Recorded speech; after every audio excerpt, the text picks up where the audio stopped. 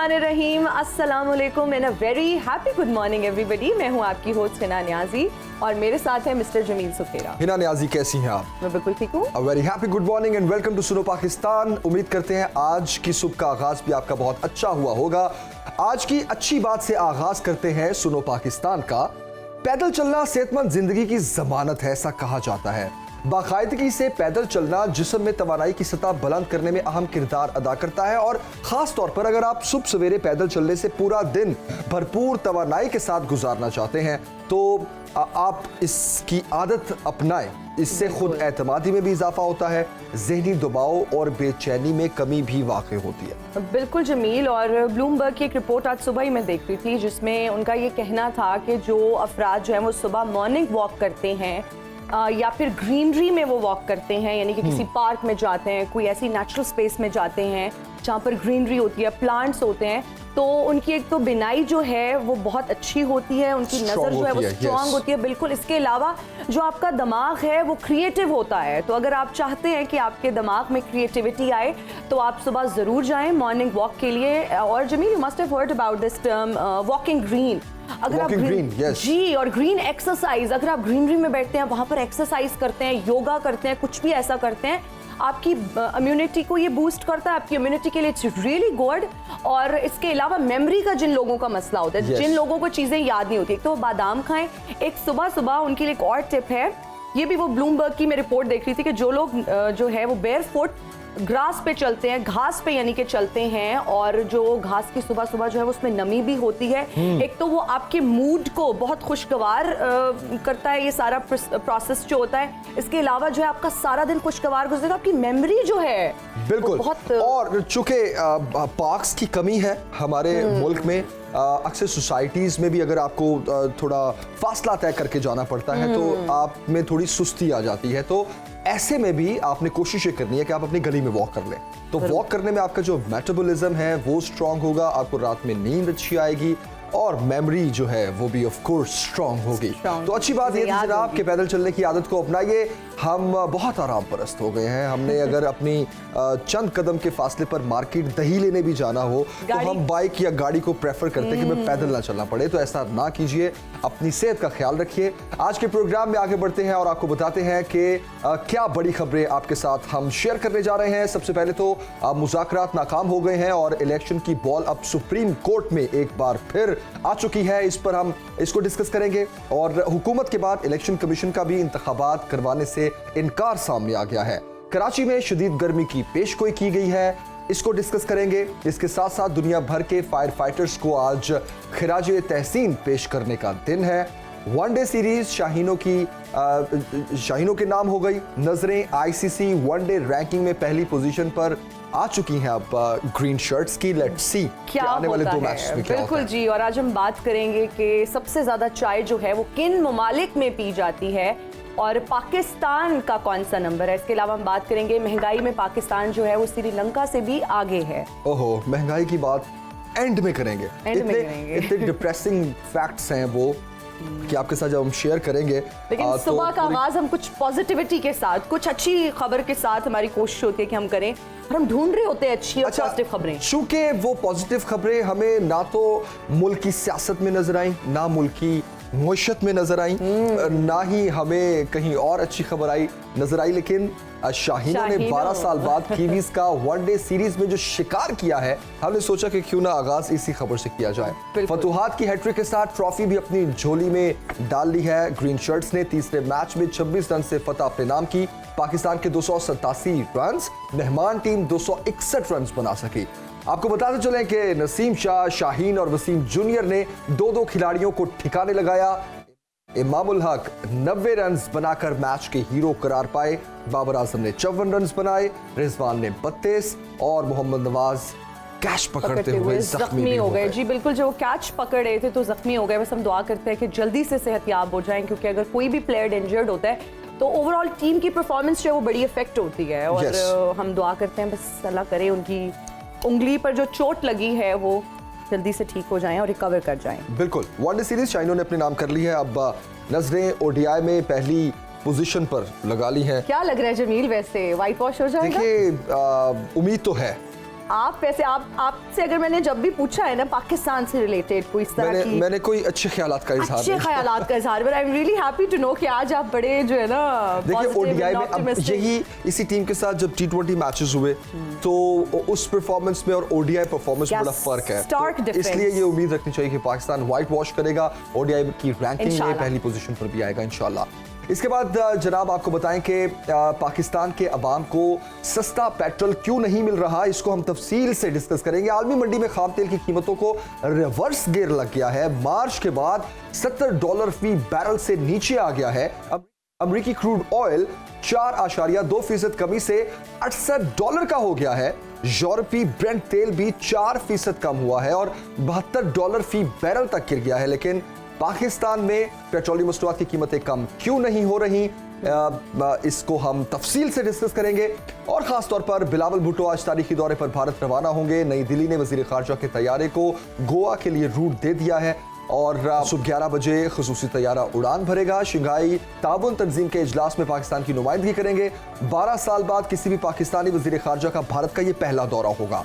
अब इस पर एक तफसीली रिपोर्ट देखते हैं, फिर वापस आते हैं और आगे बढ़ेंगे। शंघाई ताउन तंजीम वज़ीर खारजा इजलास, वजीर खारजा बिलावल भुट्टो जरदारी इजलास में शिरकत के लिए भारत जाएंगे। दफ्तर खारजा के सीनियर हुक्काम पर मुश्तमिल वफ्द भी हमरा होगा। वजीर खारजा बिलावल भुट्टो जरदारी शंघाई ताउन तंजीम के वज़ीर खारजा इजलास से खिताब करेंगे। इस हवाले से अहम नुक्कात को हतमी शक्ल दे दी गई है। बिलावल भुट्टो जरदारी अपने खिताब में पाकिस्तान की SCO चार्टर से वाबस्तगी, पाकिस्तान की खारजा पॉलिसी और इलाकाई ममालिक के दरमियान ताउन की अहमियत पर रोशनी डालेंगे। किसी भी पाकिस्तानी वजीर खारजा का 12 साल बाद भारत का ये पहला दौरा होगा। इससे कबल वजीर खारजा हिना रब्बानी खर ने 2011 में, जबकि सरताज अजीज ने बहैसियत मुशीर खारजा 2016 में भारत का दौरा किया था। गोवा में होने वाले इजलास में रूस के वजीर खारजा सरगई लारोव और चीन के वजीर खारजा केन गोंग भी शरीक होंगे। 2 रोजा इजलास में आइंदा जुलाई में दिल्ली में होने वाले SCO सरबराही इजलास की तैयारियों को भी हतमी शक्ल दी जाएगी।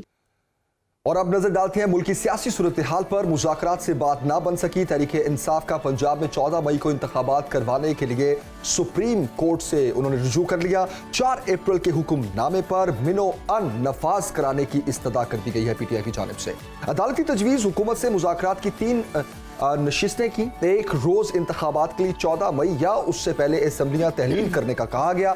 PDM इत्तेहाद ने इत्तफाक नहीं किया। PTI ने मुज़ाकरात की रिपोर्ट सुप्रीम कोर्ट में पेश कर दी है और हुकूमत अपना मौक़िफ़ आज जमा करवाएगी। दूसरी जानिब कौमी असम्बली का जब इजलास हुआ तो वज़ीर दिफा ख्वाजा आसिफ ऐवान के दिफा में खूब गरजे बरसे। उन्होंने कहा कि माने या ना माने 2 आईनी इदारे आमने सामने आ चुके हैं और अदालत नहीं बल्कि पार्लिमानी हुदूद में मुदाखलत के खिलाफ है।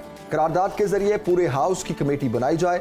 जस्टिस मुनीर से लेकर आज तक आइन से होने वाली छेड़छाड़ का मामला देखा जाए। जावेद लतीफ भी हमें फ्रंट फुट पर नजर आए। शाहिद खाकान अब्बासी ने भी किन ख्यालात का इजहार किया, आइए तफसील से जानते हैं।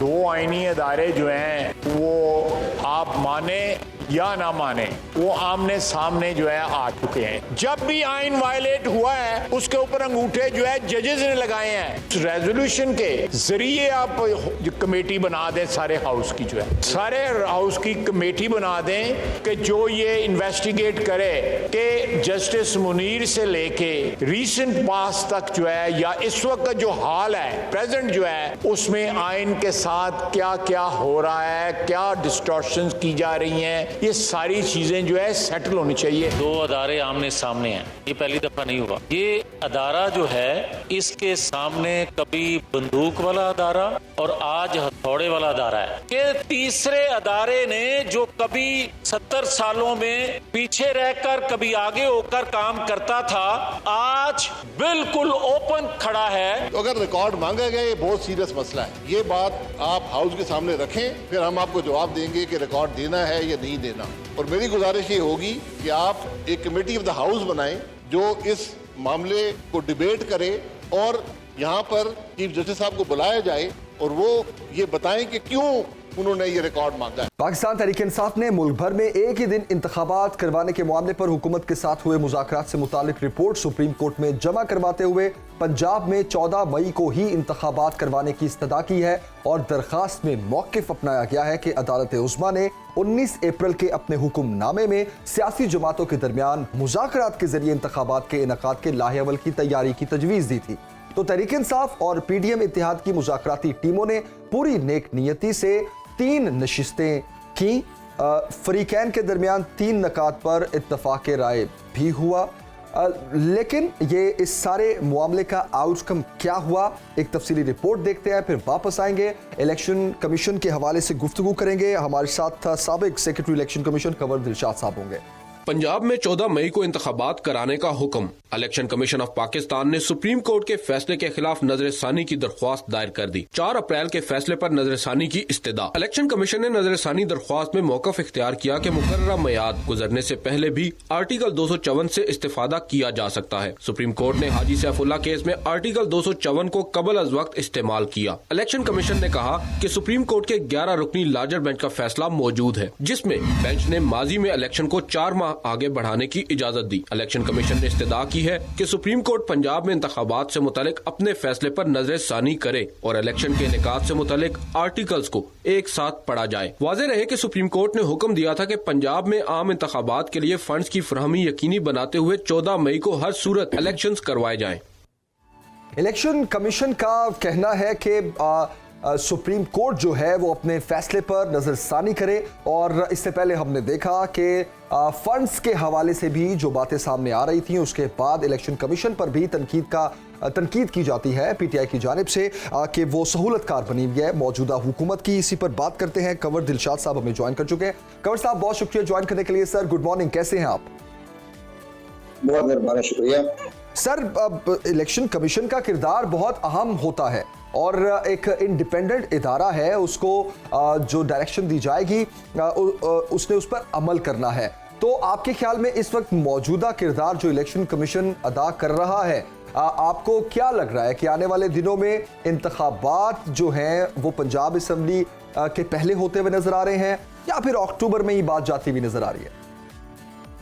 नहीं, मैं आपकी सलाहियतों को और आपको दाद देता हूँ कि आपने बहुत खूबसूरत अंदाज में इंट्रोडक्शन दिया इलेक्शन कमीशन के हवाले से और हमारे आइन और कानून की अहम आर्टिकल शिकों के हवाले से जो आपने रहनुमाई की, तो मैं आपका इंतहा अदा करता हूँ, शुक्रिया अदा करता हूँ। आपने अच्छे अंदाज में बात की। Thank you sir. अब आप आइए आपके पॉइंट ऑफ व्यू से। नहीं, बहुत अच्छी बात की आपने, ऐसा मैंने किसी एंकर को नहीं सुनते देखा। तो मैंने ये आपकी खिदमत में गुजारिश करूंगा कि इलेक्शन में पाकिस्तान जाग उठा है। इलेक्शन कमीशन को हर अदालतों ने इतना उनको तंग किया, इतना बेबस किया, मफलूज किया कि इलेक्शन कमीशन पाकिस्तान के तमाम इख्तियारात अपने हाथ में ले लिए। आखिर इलेक्शन कमीशन पाकिस्तान ने बड़ी सोच समझ के बाद जो परसों उन्होंने जो एक रिपोर्टेशन के मामले में जो सुप्रीम कोर्ट ऑफ पाकिस्तान की तवज्जो मंजूर को आई है, वहाँ उनको सुप्रीम कोर्ट को आईना भी दिखा दिया है। उन्होंने कहा जनाब हमारे इख्तियारात वही हैं जो सुप्रीम कोर्ट ऑफ पाकिस्तान के पास है।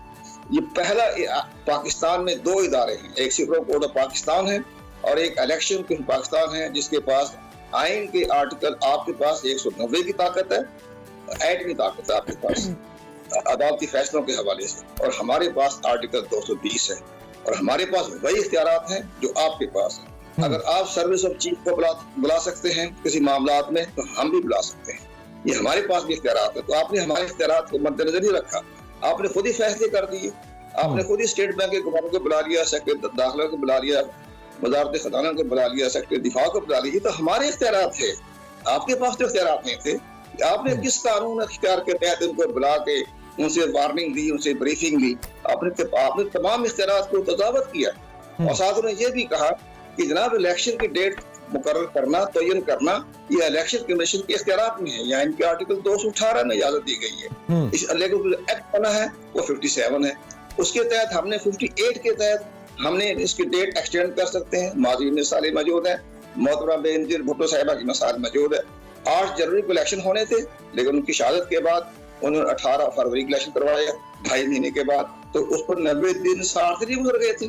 तो वो इलेक्शन खुद फैसला किया, तो सुप्रीम कोर्ट तो बीच में नहीं आई थी। तो आप हमारे हर मामले में क्यों मुदाखलत कर रहे हैं? इधर हम किसी को कोड ऑफ कंडक्ट के तहत अरेस्ट करते हैं या उसको डिस्क्वालीफाई करते हैं या उसके खिलाफ मुकदमा दायर करते हैं, आप इमीडिएटली उसको इलेक्शन कमीशन के फैसले को कागन करा दे देते हैं। आपकी अदालतें जो हैं, हमने जनाब इसलिए उन्होंने कहा कि आपकी जो पॉलिसी चल रही है अदालतों की, उससे तो हम इंतखाबात नहीं करवा सकेंगे। तो ये उन्होंने बड़ी अच्छी बात जो अपने रिपोर्टेशन में अपने सारे दिल की बातें, मजबूरियां, बेबसी सारा अजहार कर दिया। अब हमें ऑनरेबल चीफ जस्टिस को चाहिए कि तहम्मुल मजाजी के साथ जो उनको आईन ने इजाजत दी है, कानूनी इजाजत दी, उसमें रहें, और इलेक्शन कमीशन पाकिस्तान के पास जो आईन ने इजाजत दी है उसके मुताबिक रहें। तो sir, election commission of Pakistan अपने इख्तियारात की अगर बात करें तो सही तरीके से इस्तेमाल क्यों नहीं कर रही? अब इस्तेमाल करेगा ना, पहले नहीं किया ना, अब उनके बाद में आगे हम इस्तेमाल करेंगे। अब आर्टिकल 222 है, मैं आपकी रहनुमाई की, हमारे दोस्त ने बड़ी अच्छी रहनुमाई दी है, तो मैं उनको कहूंगा आर्टिकल 222 में इलेक्शन कमीशन ऑफ पाकिस्तान के पास बेपनाह इख्तियारात हैं। उसमें कहा गया है कि इलेक्शन कमीशन ऑफ पाकिस्तान के मामला में ना सुप्रीम कोर्ट, ना सूबाई असम्बली, ना कौमी असम्बली, ना वफाकी हुकूमत मदाखलती कर सकती। ये आर्टिकल 222 कहता है, तो लेकिन सुप्रीम कोर्ट ऑफ पाकिस्तान ने आर्टिकल 222 को नजरअंदाज कर दिया। तो ये चीजें लिखा है अपने रिपोर्टेशन में कि ना हमारा आर्टिकल 222 पढ़े, हमारे पास कितने इख्तियारात हैं, लेकिन आपने तो हमारे इख्तियारात को खत्म कर दिया। तो ये इसके साथ ये कहा कि आपने किस आयन और कानून के तहत हमारे फैसले को कायम करार दिया। हमने 22 मार्च को फैसला किया इलेक्शन 8 अक्टूबर को होंगे, आपने 4 अप्रैल को हमारे फैसले को कायम करार दे दिया। किस कानून के तहत, किस आयन के तहत आपने हमारे फैसले को कायम करार दिया? कौन सी अथॉरिटी थी आपके पास? तो ये सारी चीजें तो सामने आ गई हैं। जब हमने तमाम एजेंसियों से, पाकिस्तान की chief of the army staff के नुमाइंदे हैं, DG ISI, secretary defence, director general military operation, उनकी सारी मशावरत के बाद ये फैसला हुआ कि तारीख बढ़ा दी जाए। तो सुप्रीम कोर्ट ऑफ पाकिस्तान ने तमाम इदारों के सरबराहों के तमाम गरीबों को नजरअंदाज कर दिया। आप स्टेट को नहीं देख रहे, पाकिस्तान के मफाद को नहीं देख रहे, आर्टिकल 5 को नहीं देख रहे कि जनाब पाकिस्तान की रियासत सबसे बड़ी मुकदम है, आपकी इलेक्शन की हसीब पे कोई नहीं, जब रियासत खतरे में पड़ जाए तो जी आपने तो रियासत को खतरे में डाल दिया। लेकिन कंवर साहब, ISI की बात मानी, DG मिलिट्री ऑपरेशन की बात मानी, सही कंवर दिलशाद साहब, आप इलेक्शन किया आपने 14 मई की डेट डाल दी बगैर पूछे, बगैर ताकत के। सही, आपके पास किसने इख्तियार दिया था कि 14 मई की डेट डाल दी? अच्छा कंवर दिलशाद साहब, आयन और कानून की आपने जहां तक बात की, अभी हम देख भी रहे हैं कि मौजूदा हालात जो मुल्क के चल रहे हैं, आयन और कानून की एक जंग चल रही है। अब आप देखें कि इलेक्शन कमीशन हो, अदलिया हो या कौमी असम्बली हो, कहीं से किसी फैसले पर तारीफ हो रही है तो कहीं से तनकीद हो रही है। लेकिन सर, एक सादा सा सवाल है कि असम्बलियाँ तहलील होने के बाद 90 रोज़ के अंदर इलेक्शन करवाना आयन में दर्ज है, तो वो 90 दिन में इलेक्शन ना करवाने की वजूहात क्या हो सकती हैं? सर यस, बिल्कुल सही फरमाया आपने। अब हमारे सियासतदान या उनके जो वकला हैं जो पार्टी के मफादात से जुड़े हुए हैं, वो आयन की तशरीह नहीं सही करते। उसमें आयन में लिखा हुआ है कि आर्टिकल 105 के तहत गवर्नर जो है वो तारीख देने का मजाज है। अब गवर्नर इलेक्शन कमीशन के पास इख्तियार नहीं है।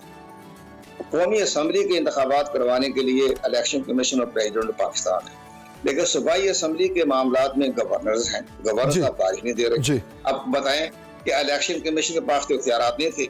अब उसके बाद उन्होंने सुप्रीम कोर्ट ने बुलाया, लेकिन एक बड़ी बात समझ में नहीं आती कि सुप्रीम कोर्ट पाकिस्तान को पंजाब भी नजर आ रहा है, खैबर पख्तूनख्वा नजर नहीं आ रहा है। खैबर पख्तूनख्वा 90 दिन से कितने अर्सा एक लफ्ज भी नहीं कहते खैबर पख्तूनख्वा के। बिल्कुल सही, ठीक है। कंवर दिलशाद साहब, बहुत शुक्रिया आपके वक्त का और तफसील के साथ हमें इलेक्शन कमीशन के इख्तियारात का जो इस्तेमाल है या क्या कर सकते हैं वो भी आपने हमारे साथ डिस्कस किया। शाह महमूद कुरैशी साहब PTI के सीनियर रहनुमा इस वक्त हमें ज्वाइन कर चुके हैं। शाह साहब, बहुत शुक्रिया आपके वक्त का। अब सर कहिएगा, आने वाले दिनों में अब आपको क्या हालात नज़र आ रहे हैं? आपकी 3 नशिस्तें हुई हुकूमत के साथ मुज़ाकरात की, लेकिन वो मुज़ाकरात भी नाकाम हो गए। क्या आपको लग रहा है कि हुकूमत थोड़ी लचक दिखाएगी? देखिए, जितने जी शऊर और समझदार लोग हैं जो चाहते हैं ये मुल्क क्राइसिस से बाहर आए, वो कह रहे हैं कि हुकूमत को लचक दिखानी चाहिए, जैसे कि तहरीक इंसाफ ने दिखाई है। हम एक दिन पर हमने आमादगी, केयर टेकर सेटअप, हमने आमादगी का इशारा दिया और उन्हें इलेक्शन पहले करवा देने चाहिए। जितने जी शऊर लोग हैं वो अब इस नतीजे पे पहुंच चुके हैं कि मुल्क को इस क्राइसिस से निकालने का वाहिद रास्ता फ्रेश इलेक्शंस है। आप अखबारात उठा लें, आप एडिटोरियल्स पढ़ लें, तो सबकी राय ये बनती जा रही है। अब हुकूमत हर धर्मी पर कायम है। देखिए, इलेक्शन कमीशन की बात अभी आप कर रहे थे, क्या यही इलेक्शन कमीशन नहीं था जिन्होंने आज इस सुप्रीम कोर्ट के फैसले को चैलेंज किया, उसको तस्लीम किया और तस्लीम करके इसी इलेक्शन कमीशन ने एक शेड्यूल दिया, उसके तहत दरखास्तें वसूल की, उसके तहत जांच पड़ताल की, उसके तहत सिंबल्स अलॉट किए। यही इलेक्शन कमीशन था ना। तो उनको तब ये सब कुछ कानूनी दिखाई दे रहा था और अब वो कह रहे हैं कि सुप्रीम कोर्ट का काम है आइन की तशरीह करना, आइन को रीराइट नहीं कर सकते। देखिए, ये आफ्टर थॉट है और ये अब फरार है।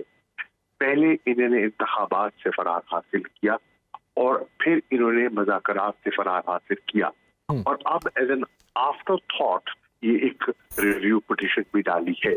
हमने ज्ञानदारी से बात को आगे बढ़ाने की कोशिश की और बात आगे बढ़ी, लेकिन हुकूमत की हठधर्मी और उनके कुछ वज़रा का जो एक किरदार था मनफी, वो आपके सामने है। मुझे नाम लेने की जरूरत नहीं है, आप सबको पहचानते हैं, सबके नाम जानते हैं, सबकी तकरीरें आपकी नजरों के सामने है। तो उन्होंने जो रोल प्ले किया, उन्होंने पूरे प्रोसेस को अंडरमाइन किया, सैबोटाज किया। हमने नेक नियति से अपना मौक़िफ़ सुप्रीम कोर्ट को लिख के भेज दिया है कि ये प्रोग्रेस थी, ये हुआ और यहाँ तक नहीं हो सका, चुनाचे आइन की रूह से आप आगे बढ़िए। सही जी, कुरैशी साहब कहिएगा कि पीटीआई का अब अगला लाएअमल क्या होगा? हम तो सुप्रीम कोर्ट के इंतजार में होंगे। सुप्रीम कोर्ट हमारा जो उन्हें में मौका और मोहलत दी थी, उस मोहलत का खुलासा और पूरा निचोड़ हमने उनकी खिदमत में लिख के दे दिया है। अब वो इसके बारे में क्या फैसला करते हैं तो हम उसके मुंतज़िर होंगे। बिल्कुल सही। अब अच्छा शाह साहब, जहां ये बात की जाती है कि कोर्ट्स की जानिब से पीटीआई को बहुत रिलीफ मिलता है, आपको लगता है कि पिछले तमाम गुजरे दिनों में पीटीआई को कोई रिलीफ मिला है? और अगला लाहेअमल जानना इसलिए बहुत ज़रूरी है क्योंकि 90 रोज़ अगर गुजर जाते हैं तो जिस तरह पीटीआई कहती है कि ये आइन के ख़िलाफ़ है, तो उसमें फिर पीटीआई का मुमकिना लाहेअमल क्या होगा? ये है जो हज़रात ये कहते हैं कि कोर्ट्स की जानिब से पीटीआई को रिलीफ मिलता है। मेरा जवाब उनको मुख्तसरन यही है, कोर्ट्स की वजह से आज हुकूमत में बैठे हैं। अगर कोर्ट का फैसला आपके हक में ना आता और हम उस फैसले को खंदा पेशानी से कबूल न करते, आज आप हुकूमत में ना होते। तो कोर्ट्स पे तनकीद करने वाले जो कोर्ट्स ने उनको रिलीफ दिया है उसको भूल जाते हैं, नंबर एक। नंबर दो, कोर्ट्स रिलीफ देते नहीं है, कोर्ट्स कानून के मुताबिक चलते हैं। जहाँ रिलीफ बनती है वहाँ देते हैं, जहाँ नहीं बनती नहीं भी देते। सही। वो तो आइन और कानून के पाबंद है, उसके मुताबिक चलते हैं। सही।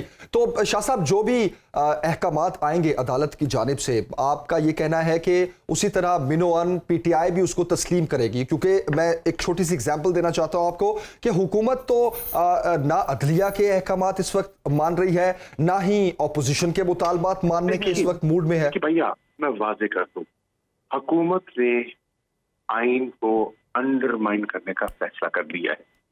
हुकूमत ने सुप्रीम कोर्ट को डिफाई करने का फैसला कर लिया है। हुकूमत ने वकला को और इदारों को तकसीम करने का फैसला कर लिया है। ठीक, हमने हमेशा अदलिया का एहतराम किया है और हमारा रिकॉर्ड बताता है हमने अदलिया के फैसलों को माना है। हमें पसंद आए या ना आए, हमने माना है। और अगर सुप्रीम कोर्ट के फैसलों को मानने से इनकारी हो जाते हैं, उन्हें रिकॉर्ड तलब किया है, ऑर्डर तो नहीं किया, उन्हें कहा रिकॉर्ड पेश कीजिए ताकि हमें जो डिबेट हुई है उसको समझने में आसानी हो कि लोगों का माइंड सेट क्या है, हमने क्या कहा है, किसका क्या रोल था। इनकारी, ये ऐसा नहीं होता। ये बिला वजह कॉन्फ्रंटेशन करके मुल्क को एक ऐसे अंधेरे में धकेल रहे हैं जिससे निकलना में बहुत वक्त लगेगा।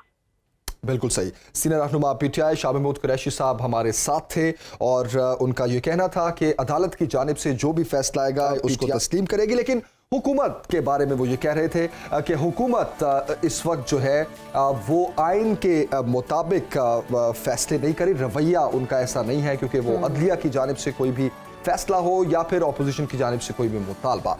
लेट्स सी इंतखाबात का मामला जो है वो क्या सूरत हाल इख्तियार करता है। बिल्कुल जी, अब लेंगे एक ब्रेक, हाजिर होंगे ब्रेक के बाद। देखते रहिए सुनो पाकिस्तान।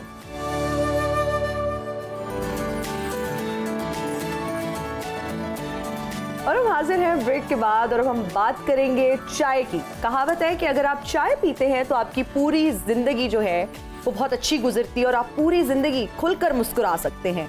दुनिया भर में पानी के बाद सबसे ज्यादा पिया जाने वाला जो मशरूब है वो चाय है और ये दुनिया के हर खित्ते में यकसा मकबूल है और हर मुल्क में वहाँ के रवाजों के मुताबिक चाय पेश की जाती है। और पाकिस्तान समेत दुनिया भर में करोड़ों अफराद जो हैं वो चाय पीना पसंद करते हैं। और अगर हम अपनी सकाफत की बात करें, अपनी रवायात की बात करें, तो चाय जो है उसमें बहुत पसंद की जाती है और कोई भी महफिल तकरीब जो है मुझे लगता है वो इनकम्प्लीट है चाय के बगैर। और हमारे यहाँ अगर हम पाकिस्तान की बात करें तो मुख्तलिफ इकसाम की चाय मिलती है, मटका चाय, तंदूरी चाय, गुड़ वाली चाय, इतनी वैरायटी है। जमील, मैं एक रेस्टोरेंट में उस दिन गई और एक फिर कैफ़े में भी गई तो वहाँ पर चाय में अब चॉकलेट चाय, लाटे चाय, मैंने कहा ये कुछ समझ में मुझे नहीं आया। मतलब चाय में भी इतनी वैरायटी आ गई है। जो इतनी चाय कर रही है, बेसिकली चाय के बारे में बहुत दिलचस्प कुछ आदाद शुमार हम आपके साथ शेयर करना चाहते हैं और ख़ास तौर पर चाय के आपकी सेहत पर क्या असरात होते हैं इस पर हम तफसील से बात करना चाह रहे हैं, क्योंकि जो आदाद शुमार हैं उसके मुताबिक 2022 में हमने 22,829 मैट्रिक टन चाय इंपोर्ट की, जो कि 2021 के मुकाबले में 2.21% ज्यादा थी। हमने चाय इतनी ज्यादा हमारे मुल्क में इस्तेमाल होना शुरू हो गई है पाकिस्तान में और इसकी मद में हमने $192 मिलियन खर्च किए। तो बेसिकली जहां मुआशी तौर पर इसके असरात हैं, वहीं सेहत पर इसके क्या असरात होते हैं ये तो हम तफसील से डिस्कस करेंगे। लेकिन चाय पाकिस्तान में कितनी इंपोर्ट की जाती है, दुनिया भर में इसका इस्तेमाल कितना है, कहां से इंपोर्ट कहां एक्सपोर्ट की जाती है, जरा तफसील से जानते हैं।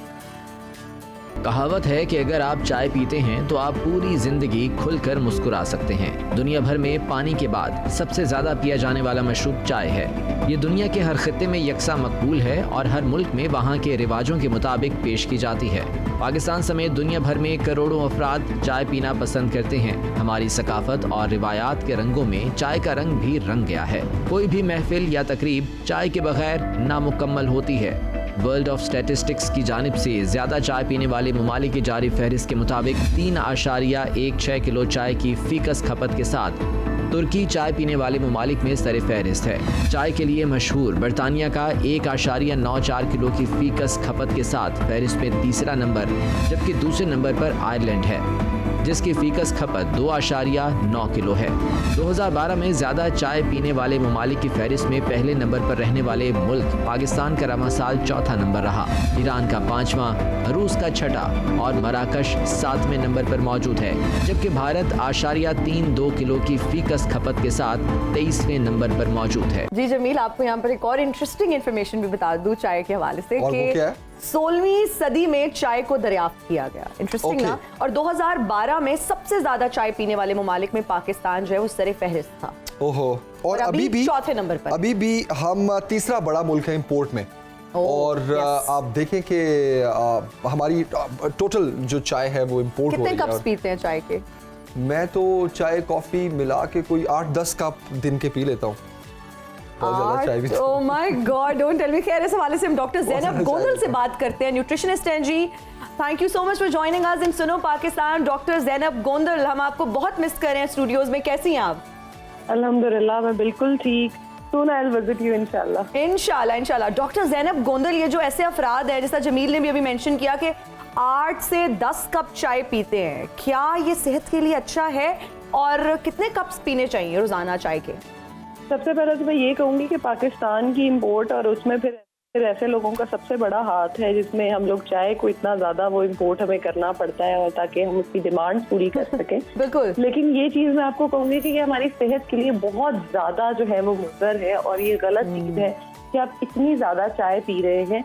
मोस्टली जब हम पेशेंट्स को कंसल्ट कर रही होती हूँ मैं, तो अक्सर ये पता चलता है कि वो पानी की जगह भी जो चाय पी रहे होते हैं उसको ही इंक्लूड कर रहे होते हैं कि मैंने तो दिन में 20 कप पानी पी लिया है। तो मैं बड़ा हैरान होती हूँ कि कैसे पानी, क्योंकि वो चाय को भी साथ इंक्लूड कर रहे होते हैं। लेकिन हमें ये चीज देखनी चाहिए कि अगर हम गर्मियों में भी चाय पीते हैं, चाय को इंक्लूड करते हैं, तो चाय जो होती है वो डायूरेटिक होती है, यानी हमारे जिस्म में जितना पानी होता है वो उसको एब्जॉर्ब कराती है और बॉडी से बाहर लेके निकल जाती है।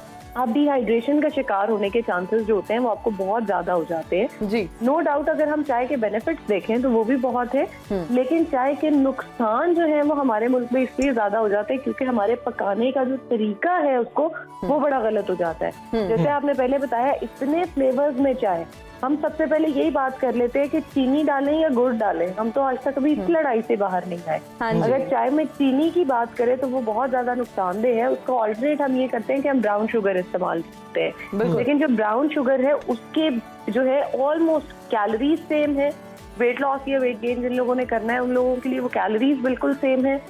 गुड़ की वजह से वैसे गुड़ जो है वो हमारी बॉडी में एनीमिया यानी हमारी खून की जो कमी हो रही होती है उसको बहुत हद तक कम करता है। अच्छा। लेकिन जब हम उसको चाय में डाल देते हैं तो वो हमारी बॉडी में रेड ब्लड सेल्स को नहीं बनने देता, उसकी जो प्रोडक्शन है उसको कम कर देता है। अच्छा डॉक्टर साहब आपने कहा जहाँ नुकसानात हैं वहीं चाय के फायदे भी हैं, तो ऐसा करते हैं कि हम पहले फायदे डिस्कस कर लेते हैं, उसके बाद हम चाय पीनी किस तरीके से चाहिए और कितनी पीनी चाहिए एक नॉर्मली इन अ डे, उस पर हम डिस्कस कर लेंगे। तो फायदे आप जल्दी से बता दें पहले।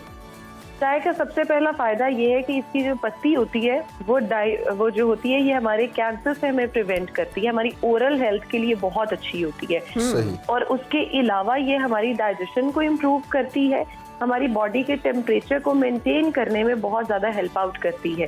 ये ना हमें सर्दी की तरफ ज्यादा जाने देती है और ना ही गर्मी की तरफ, हमारी बॉडी का टेम्परेचर जो उसको मेंटेन करके रखती है। और उसके अलावा जिन लोगों में कॉलन कैंसर जैसे कैंसर्स या स्टमक कैंसर्स और हमारे इंटेस्टाइनल कैंसर्स आ रहे होते हैं, ये उससे भी हमें बहुत ज्यादा प्रिवेंट करती है और एड करती है, बचाती है हमें शुगर जैसे अमराज से। लेकिन हम उसको अनफॉर्चुनेटली जिस तरह से कुक करते हैं हम उसके ये सारे बेनिफिट्स जो है वो लूज कर देते हैं, क्योंकि या तो हम उसको बहुत ज्यादा उसकी जो पत्ती होती है उसको पका रहे होते हैं, इसकी वजह से एग्जैक्टली कैफीन बिल्कुल इवेपोरेट हो जाती है, या हम बनाते हैं दूध पत्ती जिसके अंदर हम उसके इंग्रेडिएंट्स को निकलने ही नहीं देते। अब इसका बेहतरीन जो तरीका, जैसे आपने पूछा चाय का बेहतरीन तरीका पे बनाने का क्या हो सकता है, दम वाली चाय जो होती है वो सबसे बेस्ट होती है। ठीक है। उसमें आपने सिंपल जो है अपने चाय की पत्ती को गर्म किया, यानी आपने अपने कैफीन को प्रिजर्व कर लिया, आपने उसको इवेपोरेट नहीं होने दिया, दूध आपने अलग से गर्म कर लिया, उन दोनों को आपने मिक्स कर लिया, वो आपके लिए बेस्ट है। डॉक्टर ज़ैनब गोंदर, ये जो टी बैग्स वाली चाय है या फिर जो मिक्स टी है, क्या वो मुफीद है? क्या उसको हम इस्तेमाल कर सकते हैं? क्योंकि ज़्यादातर ऑफिसेज में जो है, ज़्यादातर जहाँ लोग काम कर रहे होते हैं वहाँ पर इस तरह की चाय कन्वीनियंट भी होती है, टी बैग डाला जल्दी से सर्व कर दी। सबसे पहले तो टी बैग वाली चाय इज नॉट हेल्दी। दूसरा, उसके अंदर हम जो पाउडर वाला दूध डाल देते हैं वो हमारे लिए बहुत ज्यादा नुकसानदेह हो जाता है। हम बजाय फायदा गेन करने के दोनों चीजें जो वो नुकसानदेह हैं वो ले रहे होते हैं। तो फिर ऑफिसेज में लोग क्या करें, बेसिक सवाल ये आता है, आप बजाय फिर चाय पीने के गर्म पानी पी लें, उसके ज्यादा बेनिफिट्स हो जाते हैं आपकी बॉडी पे।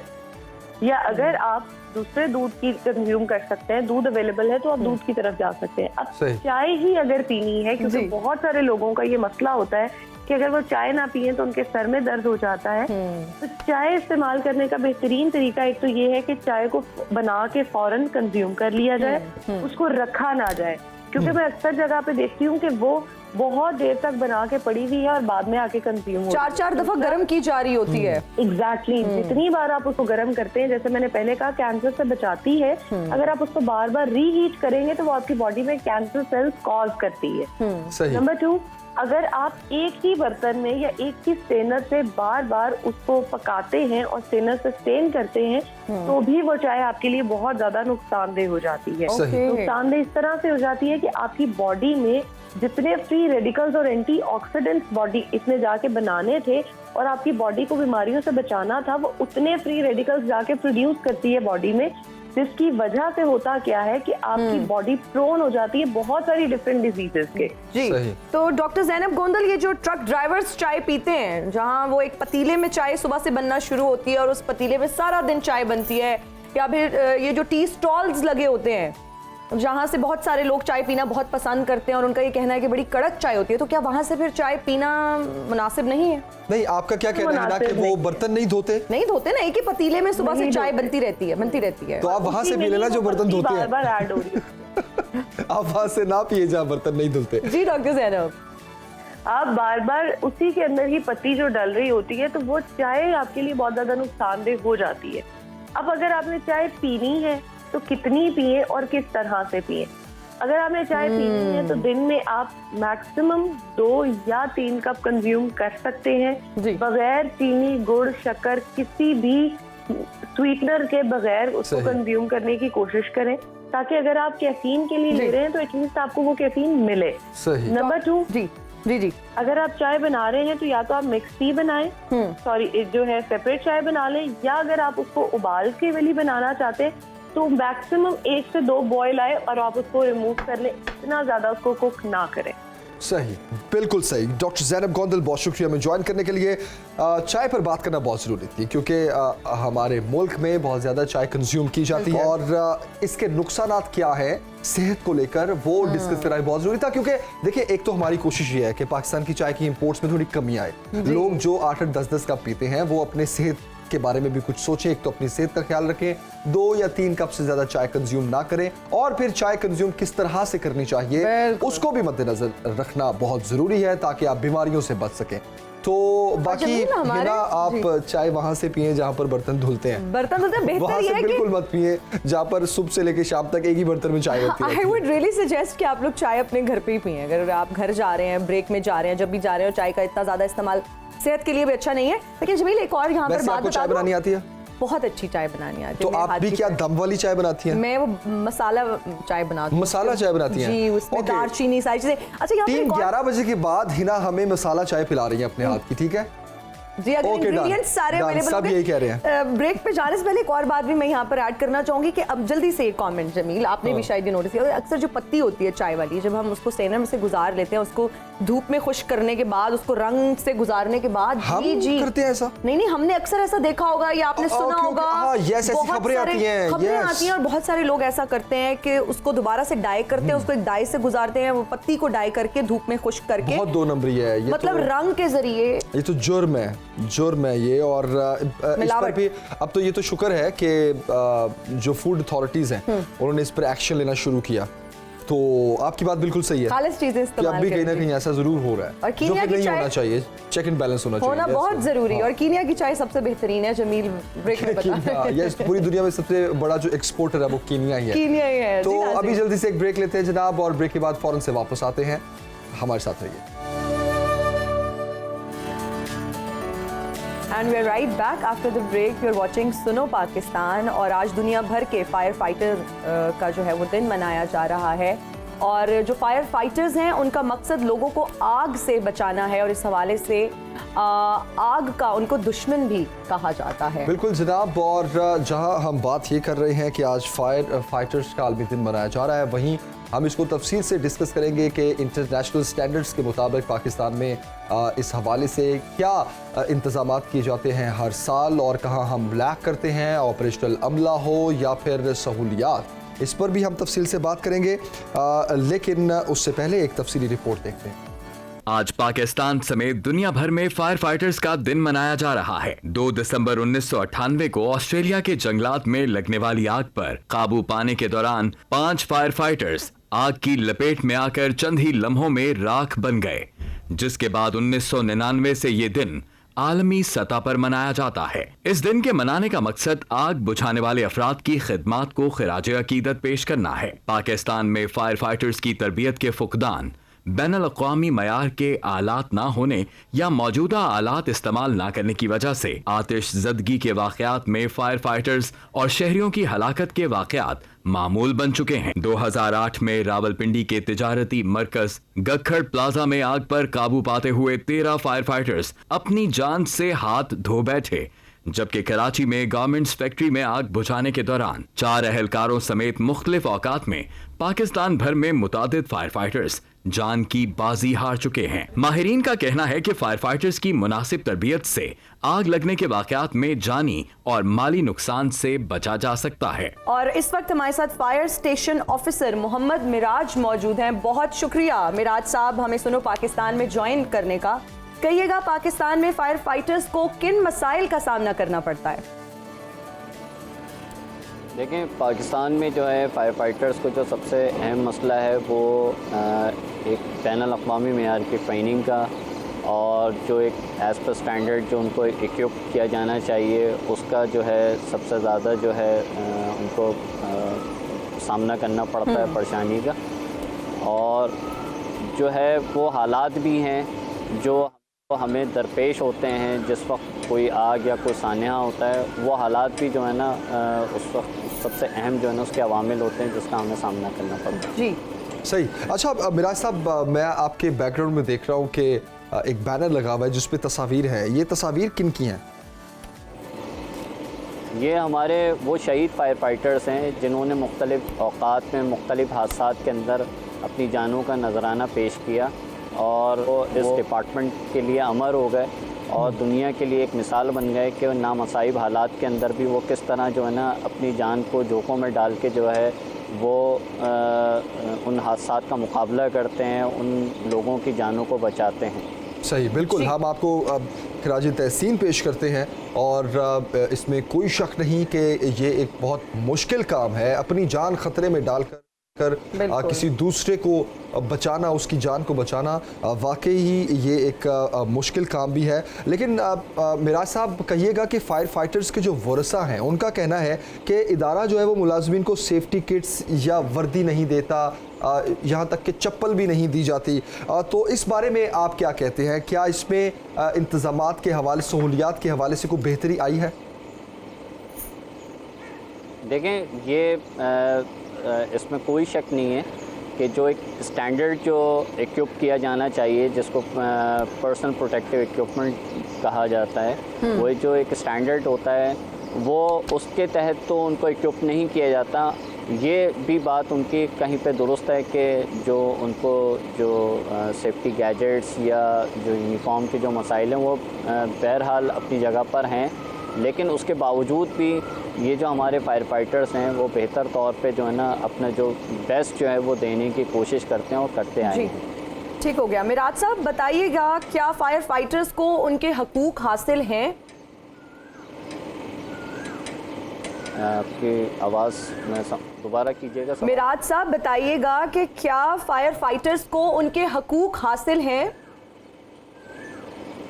जी, जो बुनियादी हकूक़ जो उन्हें मिलने चाहिए वो बहरहाल उसका जो है सामना, दुश्वारी का सामना है, उन अवामिल का बिल्कुल जो है ना बहरहाल उसका वो सामना करना पड़ रहा है। जो एज़ पर स्टैंडर्ड जो उनको जो दुनिया के अंदर ज़ाहिरी बात है ये बहुत ही मुश्किल काम है और जितना मुश्किल काम होता है उतने ही उनके वेजेस भी होते हैं, उनकी जो है ना सहूलियात भी होती हैं, लेकिन यहाँ हमारे यहाँ पे उस चीज़ का फुकदान है। सही। अच्छा मिराज साहब, आप कराची में मौजूद हैं और कराची में आग लगने के वाक़यात भी बहुत होते हैं, तो आपके ख्याल में आबादी के लिहाज से, जिस तरह 2 करोड़ से ज़्यादा की आबादी सिर्फ कराची शहर की है, तो इस आबादी के हिसाब से कितने फायर स्टेशन होने चाहिए, इस वक्त कितने हैं और वर्किंग पोजीशन में कितने हैं?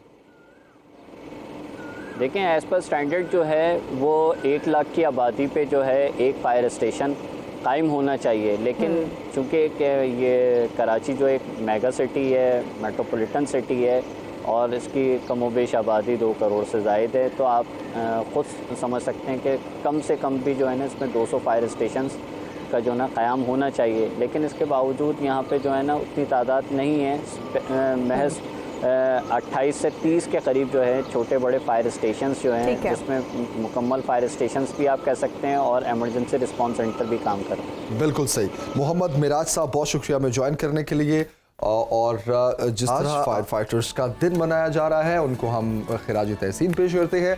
तफसील के साथ हमने डिस्कस भी किया इंटरनेशनल स्टैंडर्ड्स के हवाले से भी किन सहूलियात का फुकदान है पाकिस्तान में और इस तरफ भी तवज्जो देनी चाहिए हुकूमत को। अभी एक ब्रेक लेते हैं जनाब, 10 बजे की हेडलाइंस देखें, उसके बाद आपसे मुलाकात होगी। एक बार फिर खुश आमदेद। कराची में इतवार से शदीद गर्मी की पेशगोई की गई है। मौसम की कुछ बात करते हैं। कराची समेत सिंध में बारिशों का बाइस बनने वाली सर्कुलेशन खत्म हो गई और कराची में इतवार से शदीद गर्मी की पेशगोई की गई है।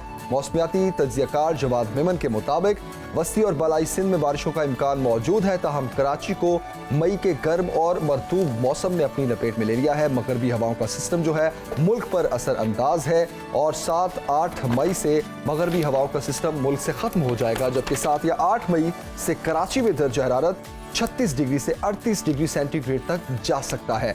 हिना, 2 दिन पहले ही आप ये कह रही थी कि मई चल रहा है और मई में भी इतना खुशगवार मौसम है, शुक्र है अल्लाह का, लेकिन पेशगोई कर दी गई है जनाब शदीद गर्मी की लपेट में हमारा मुल्क आने वाला है। सिंध की सूरत हाल के हवाले से जिस तरह हमने आपको बताया, इस तरह पंजाब की सूरत हाल भी कुछ मुख्तलिफ नहीं होगी। शदीद गर्मी की पेशगोई कर दी गई है। बिल्कुल। और जमील, 2 दिन पहले मौसम इतना प्लेजेंट था, इनफैक्ट कल भी अच्छा बेहतर मौसम था और 2 दिन पहले तो प्रॉपर जैकेट्स निकल आई थी और घरों में पकौड़े बनने शुरू हो गए थे क्योंकि लोगों ने बाइक, मैंने अक्सर लोगों को बाइक्स पे आते हुए देखा और उन्होंने फिर जैकेट्स पहनी थी। जिन दिनों में बारिश हो रही थी, बारिश हो रही थी, बिल्कुल। तो मौसम जो है बड़ा अनप्रेडिक्टेबल हुआ है आजकल। बिल्कुल। मोहम्मद असलम साहब इस वक्त हमारे साथ हैं, तफसील से इस पर उनसे बात करते हैं। मोहम्मद असलम साहब, बहुत ज्वाइन करने के लिए। सर, महकमा मौसमियात का क्या कहना है, क्या पेशगोई की गई है गर्मी को लेकर? जी, अभी जो वाला सिस्टम पहले हुआ था, अभी ये मौजूद है कि अपर एरियाज में जैसे पाकिस्तान, कश्मीर और पंजाब और इन इलाकों में भी है, जबकि सिंध और बलूचिस्तान के मोस्ट इलाकों से ये सिस्टम खत्म हो चुका है और ये 2-3 दिन बाद ये सिस्टम भी खत्म हो जाएगा, तो उसके बाद गर्मी की शिद्दत में इजाफा होगा और टेम्परेचर को बारिश जैसे सिंध में का टेम्परेचर 40 डिग्री सेंटीग्रेड तक, इस तरह जो साउथ पंजाब है उसमें भी से ऊपर होंगे और कराची में जो टेम्परेचर है जी वो 38 डिग्री सेंटीग्रेड तक जाने का इम्कान है। जी, मोहम्मद असलम साहब बताइएगा कि क्या एहतियाती तदाबीर हैं जिनको अपनाना चाहिए, गर्मी से किस तरह से बचा जा सकता है? जी बिल्कुल, जिस तरह हमारे कोस्टल सिटी जिस तरह कराची है तो वहाँ पे मॉइस्चर ज्यादा हो तो टेम्परेचर जब ज्यादा हो तो हीट स्ट्रोक का खतरा होता है उन इलाकों में और स्पेशली जो कोस्टल एरियाज हैं उनमें, तो सबसे ज्यादा एहतियात यही है कि पानी का ज्यादा इस्तेमाल है और सर को ढांप के रखें और स्पेशली को है वो ढांपना बहुत जरूरी है। तो और दोपहर के टाइम जब गर्मी ज्यादा होती है तो उस वक्त कोशिश करनी चाहिए कि बाहर काम ना करें और जो शेड्यूल है वो अर्ली इन द मॉर्निंग और शाम के टाइम रखें। बिल्कुल सही। और असलम साहब, मौसम की ये तब्दीली कितनी देर तक रह सकती है? जिस तरह आपने हीट वेव का भी जिक्र किया, तो कौन कौन से इलाके शदीद गर्मी की लपेट में आ सकते हैं? जी बिल्कुल, अभी पहले मैंने कहा तो जो हमारा जनूबी पंजाब है जिसमें मुल्तान, बहावलपुर और डीडी खान डिवीजन शामिल है और इस तरह जो सिंध के मोस्टली इलाके जो है इनमें टेम्परेचर जैसे नवाबशाह और जो सरकार का इलाकों में टेम्परेचर काफी ज्यादा होगा, इनमें एहतियात की जरूरत है। बिल्कुल सही। मोहम्मद असलम साहब, बहुत शुक्रिया में ज्वाइन करने के लिए। डायरेक्टर बैट हमारे साथ थे और उनका ये कहना था कि कराची में भी शदीद गर्मी जो है वो हो सकती है और जनूबी पंजाब में भी कुछ इलाके जो है वो शदीद गर्मी की लपेट में आ सकते हैं। एहतियाती तदाबीर अपनाना बहुत ज़रूरी है। सर को ढांप कर रखिए, दोपहर के वक्त खास तौर पर बाहर ना जाएं और चूंकि सेहत पर असरात बहुत ज़्यादा होते हैं। छोटी सी टिप शेयर करना चाहूँगी। अक्सर हमने ये लोगों को कहते सुना है कि जब बाहर जाएं, धूप में जाएं तो आप सन ब्लॉक लगाएं। बहुत सारे लोग हैं जो सन ब्लॉक अफोर्ड भी नहीं कर सकते बाहर जाते हुए, ये वैसे बहुत ज़रूरी है, सबको लगाना चाहिए। तो उनके लिए एक छोटी सी टिप ये है कि अगर आप बाहर जाते हैं और अगर आप सन ब्लॉक नहीं अफोर्ड कर सकते तो एलोवेरा जो जेल है, जो आप पौधा उसको आप उसका जो एक शाख सी होती है उसको तोड़ के उसमें से जो जेल है वो निकाल के अगर अपने बाजुओं पर और अपने फेस पर उसको हल्का सा लगा लेते हैं तो वो आपको जो है सूरज की खतरनाक शुआओं से बचाती है। बहुत अच्छी टिप दी आपने, क्योंकि एलोवेरा जेल जो है वो कदरे सस्ती है और जो सन ब्लॉक है वो बहुत आप लो क्वालिटी भी ले अगर तो वो भी एक्सपेंसिव। और जमील अगर आप एक गमला खरीदें एलोवेरा का और उसमें वो जो उसका पौधा होता है वो लगा हुआ होता है, अपने घर में उसको रख लें तो वो बिल्कुल ऑर्गेनिक है। आपको ये जेल्स जो मार्केट में अवेलेबल है अगैन उनको आपको वो खरीदना ही पड़ेगा और बहुत महंगी होती हैं वो जेल्स भी। तो पौधा प्रॉबेबली 150 रुपए का एक गमला आ जाता है छोटा सा, उसको पानी दें, उसका ख्याल रखें और गर्मी में उसको इस्तेमाल और एलोवेरा की फैक्ट्री लग गई और आपका नेशनल सन ब्लॉक तैयार हो जाएगा। बिल्कुल जी, thank you for the tip Hina. Any time. आगे बढ़ते हैं जनाब और कुछ महंगाई की बात करते हैं। पाकिस्तान ने महंगाई में श्रीलंका को भी मात दे दी है, जिसके बाद एशिया में सबसे तेज रफ्तार अफराते ज़र का शिकार मुल्क बन गया है। गैर मुल्की खबरसा इदारे ब्लूमबर्ग की रिपोर्ट के मुताबिक पाकिस्तान में कमजोर करेंसी, खुराक और तवानाई के बढ़ते हुए अखराजात ने अप्रैल में कीमतों में इजाफे को खित्ते की बुलंद तरीन सतह तक पहुंचा दिया है। पाकिस्तान की महंगाई की शरह ने श्रीलंका में कीमतों में इजाफे को भी पीछे छोड़ दिया है। पाकिस्तानी रुपया 2023 में आलमी सतह पर अब तक की बदतरीन कारकर्दगी का मुजाहरा करने वाली करेंसीज में से एक है, जिसकी कदर डॉलर के मुकाबले में 20% कम हुई है और दरामदी अशिया मजीद महंगी हो गई हैं। अप्रैल में ट्रांसपोर्ट की कीमतों में 56.8% इजाफा हुआ, जबकि खाने पीने की अशिया की महंगाई में एक साल कबल के मुकाबले में 48.1% इजाफा हुआ। रिपोर्ट के मुताबिक हुकाम की जानिब से 6 अरब 50 करोड़ डॉलर कर्ज प्रोग्राम की बहाली के लिए IMF की शराइत को पूरा करने के लिए टैक्स और ईंधन की कीमतों में इजाफे के बाद पाकिस्तान में महंगाई मजीद बढ़ने के खदशात हैं और कीमतों के दबाव पर काबू पाने के लिए स्टेट बैंक ऑफ पाकिस्तान ने गुज़श्ता माह शरह सूद को बढ़ाकर 21% कर दिया, जो कि मरकजी बैंक के 1956 के आदाद-ओ-शुमार के बाद सबसे ज्यादा है। बिल्कुल। और ये महंगाई की इस वक्त सूरत हाल है। खुराक की कीमतों में मुसलसल इजाफा हो रहा है। अब वज़ारत खजाना ने कहा था कि IMF से मुआहदे के बाद बैरूनी सरमायाकारी और डॉलर की आमद होगी और एक्सचेंज रेट मुस्तहकम होगी। इसके साथ साथ महंगाई के दबाव पर भी किसी हद तक काबू पा लिया जाएगा, लेकिन आदाद-ओ-शुमार जो हैं वो कुछ और ही बता रहे हैं और जो प्रेडिक्शन जो फोरकास्ट की जा रही है उसमें आने वाले महीनों में पाकिस्तान में महंगाई मजीद बढ़ेगी। जी बिल्कुल। और इस मामले पर बात करने के लिए इस वक्त हमें प्रोग्राम में ज्वाइन किया है डॉक्टर खाकान नजीब ने, इकोनॉमिस्ट हैं। अस्सलाम वालेकुम, thank you so much for joining us in सुनो पाकिस्तान। सर कहिएगा, क्या मौजूदा हुकूमत महंगाई पर काबू पाने में कामयाब हो जाएगी? अस्सलाम वालेकुम, गुड टू बी ऑन सुनो। देखें, सबसे पहली बात यह है कि पाकिस्तान का IMF में ना जाना, पाकिस्तान की इकोनॉमी को क्लॉग करके रखना, जिसका मतलब यह है कि आपने इंपोर्ट्स को जब रोका हुआ है तो आपकी सप्लाई साइड बहुत डिस्टर्ब है। सप्लाई साइड जब डिस्टर्ब होती है तो जो आपकी अशिया अवेलेबल होती हैं, अगर उनकी सप्लाई कम होगी कीमतें बढ़ेंगी। जब आपकी रुपए की कदर में कमी होगी तो आपकी इंपोर्टेड कीमतें बढ़ेंगी। कुछ फंड्स का असर है जिसकी वजह से आपकी जो क्रॉप्स हैं वो डिस्टर्ब हैं।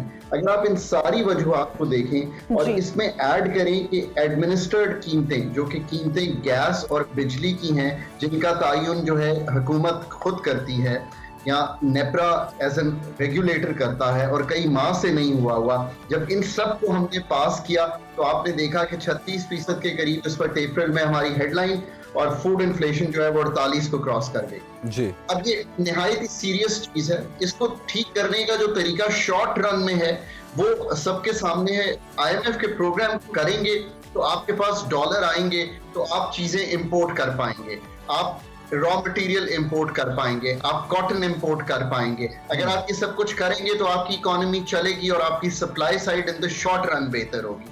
नंबर 2, आपको ये जो अजनास हैं, आपको जो वो चीजें जो फूड आइटम्स हैं उनको भी सप्लाई देखनी पड़ेगी और अगर नेबरिंग कंट्री से भी इंपोर्ट करना हो तो करना चाहिए। जी। नंबर 3, आपको ये देखना चाहिए कि ये जो आपकी इकोनॉमी में स्मगलिंग हो रही है इसको कैसे रोकना है, ये भी बहुत जरूरी चीज है, because that makes a lot of difference. सही। और इन द लॉन्ग रन आपको ये देखना है कि आपने पैदावारी सलाहियत अपनी इकोनॉमी की कैसे बढ़ानी है। ये रियली सीरियस इश्यूज हैं। आई डोंट थिंक ये अगले 5 से 6 माह में हल होंगे। आई थिंक इन्फ्लेशन अपने हाईएस्ट लेवल्स पर है और इस लेवल्स पर कुछ माह चलेगी और फिर तकरीबन 20-21 के लेवल पर एवरेज करेगी नेक्स्ट ईयर में। So the situation will remain tough I hope I had a better story to tell you. तो इसलिए जो आपकी पहली गेस्ट ने आपको कहा कि आप अपना तर्जे अमल अगर बदलेंगे तो इसमें से गुजर पाएंगे। I have always said this to people, आप बिजली कम इस्तेमाल करें, गैस कम इस्तेमाल करें। आप अगर 3 बार खाना लेने जाते हैं, महीने में चीजें लेने जाते हैं, उनको 2 बार कर लीजिए। People have to really adopt to this new way of living because ये इतनी जल्दी तब्दील होने वाला नहीं। सही, बिल्कुल सही। अच्छा खाकान साहब, मौजूदा हुकूमत जो है वो महंगाई की सारी जिम्मेदारी जो है वो पीटीआई की हुकूमत पर डाल देती है, तो इसमें कितनी सच्चाई है? मौजूदा हुकूमत की पॉलिसीज जो हैं क्या वो साबिका हुकूमत से बेहतर है? देखिए, पाकिस्तान में एक मैंने कहा कि जो लॉन्ग रन का इशू है वो है पैदावारी सलाहियत। पैदावारी सलाहियत से मेरा आसान मतलब यह है कि आप 3 टन पर हेक्टर अगर वीट उगाते हैं और जो अच्छे ममालिक हैं वो 9-10 टन पर हेक्टर उगाते हैं, तो आपकी वीट की कीमत ज्यादा होगी बिकॉज आपकी पैदावारी सलाहियत कम है। बिल्कुल। तो उसी जमीन से ज्यादा बीज अगर बेहतर डालकर, अगर बेहतर पानी का इस्तेमाल करके, अगर बेहतर मैकेनाइजेशन करके 3 गुना उगा सकते हैं दूसरे ममालिक, तो आपकी अगर वीट की पैदावारी सलाहियत कम होगी। इसमें तो हम सब जिम्मेदार हैं, यानी कि पिछले कई दिहाइयों से हमने अपनी पैदावारी सलाहियत को ठीक नहीं किया। हम लेंटिल इंपोर्ट करते हैं, हम एडिबल ऑयल इंपोर्ट करते हैं, हमें कभी कभी वीट इंपोर्ट करना पड़ता है, हमें कभी कभी कॉटन इंपोर्ट करनी पड़ती थी, अब रेगुलरली करनी पड़ती है। तो अगर आप और चाय भी इसमें डाल दी, अगर आप इस तरह की सूरत हाल में मुल्क चला रहे होंगे तो आप ऑब्वियसली इंपोर्टेड फूड और इंपोर्टेड एग्रीकल्चर पे डिपेंडेंट है। सो ये चीजें कभी भी कीमतें कम नहीं होंगी और आपका रुपया स्लिप कर रहा होगा। रुपए की स्लिप करने की वजह यह है कि आप एक्सपोर्ट नहीं करते। अब एक्सपोर्ट भी हम कई दिहाइयों से जो है अपनी ठीक नहीं कर पाए। आपकी जो एक्सपोर्ट टू जीडीपी है वो सिर्फ 10% है और ये कई सालों से यहीं पे चल रही है, कम हो जाती है और फिर 10% और जीडीपी के करीब आ जाती है। इससे मेरा मतलब ये है कि आपकी इंपोर्ट्स बहुत ज्यादा हैं, आपकी एक्सपोर्ट्स बहुत कम है, एक खसारा होता है और रुपया नीचे चला जाता है, इन्फ्लेशन और आ जाती है। तो किसी एक हुकूमत पे डालना जो है उसको इसलिए नहीं डाल सकते कि हमारी इकोनॉमिक गवर्नेंस वीक रही है। Let's be honest with each other. मैं कहता हूं कि दिस इज द टाइम जिसमें हम सब ये बात मान सकें कि we have not been able to solve our issues. हमारे वही इश्यूज हैं जो पिछले 10 साल पहले थे, वही स्टेट ओन्ड की पुअर परफॉर्मेंस है जिसकी वजह से इनएफिशिएंसी है, जिसकी वजह से बिजली महंगी है, वही पॉलिसी का फुकदान है, उसकी वजह से हम इंटरनेशनल इदारों पर डिपेंडेंट होते हैं, बार बार आईएमएफ के पास जाते हैं और सबसे बड़ा आप प्राइवेट सेक्टर को भी नहीं निकाल सकते। कार्टेल्स हैं मुल्क में सीमेंट की, फर्टिलाइजर की। सो यू नो ओवरऑल बहुत मेहनत करने की जरूरत है। जी खाकान नजीब साहब, ये भी बताइएगा कि जो मौजूदा महंगाई है इसमें आईएमएफ का क्या किरदार है?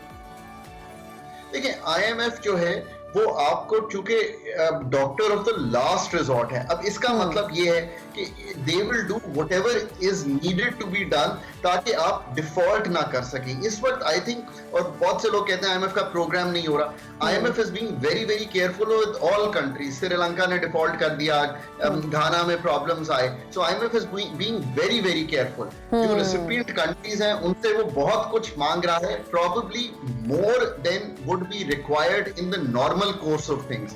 एक डेट का भी इशू इमर्जिंग मार्केट्स जैसी पाकिस्तान है उसमें चल रहा है। पाकिस्तान के साथ एक आईएमएफ और पाकिस्तान का ट्रस्ट डेफिसिट चल रहा है। ये I think this is a serious thing. उसकी वजह से आईएमएफ ने ज्यादा चीजें मांगी हैं पाकिस्तान से, अप फ्रंट मांगी हैं, स्टाफ लेवल एग्रीमेंट से पहले प्रायर एक्शंस मांगे हैं। ये मतलब विदाउट गोइंग टेक्निकल, सो चूंकि एडजस्टमेंट्स ज्यादा हैं इसलिए लोगों को फील ज्यादा हो रहा है। 170 अरब के टैक्सेस, प्राइस एडजस्टमेंट्स, सो इन सब से इन्फ्लेशनरी इंपैक्ट जो है वो बढ़ा हुआ आया है। पर ये जरूरी इसलिए है कि अगर ये नहीं करेंगे तो जो खसारे चल रहे हैं वो इतने बड़े हैं कि पाकिस्तान सस्टेन नहीं कर पाएगा। सो हमें ये करना था एज ए रेसिपिएंट कंट्री कि हम अगर टैक्सेस लगाते तो जीएसटी बढ़ा के ना लगाते, हम एग्रीकल्चर पे, रियल एस्टेट पे, कैपिटल गेन्स पे और उन लोगों पर जो दे सकते हैं टैक्स उन पर लगाते। किरदार इन द एंड याद रखिए, the onus of anything we do,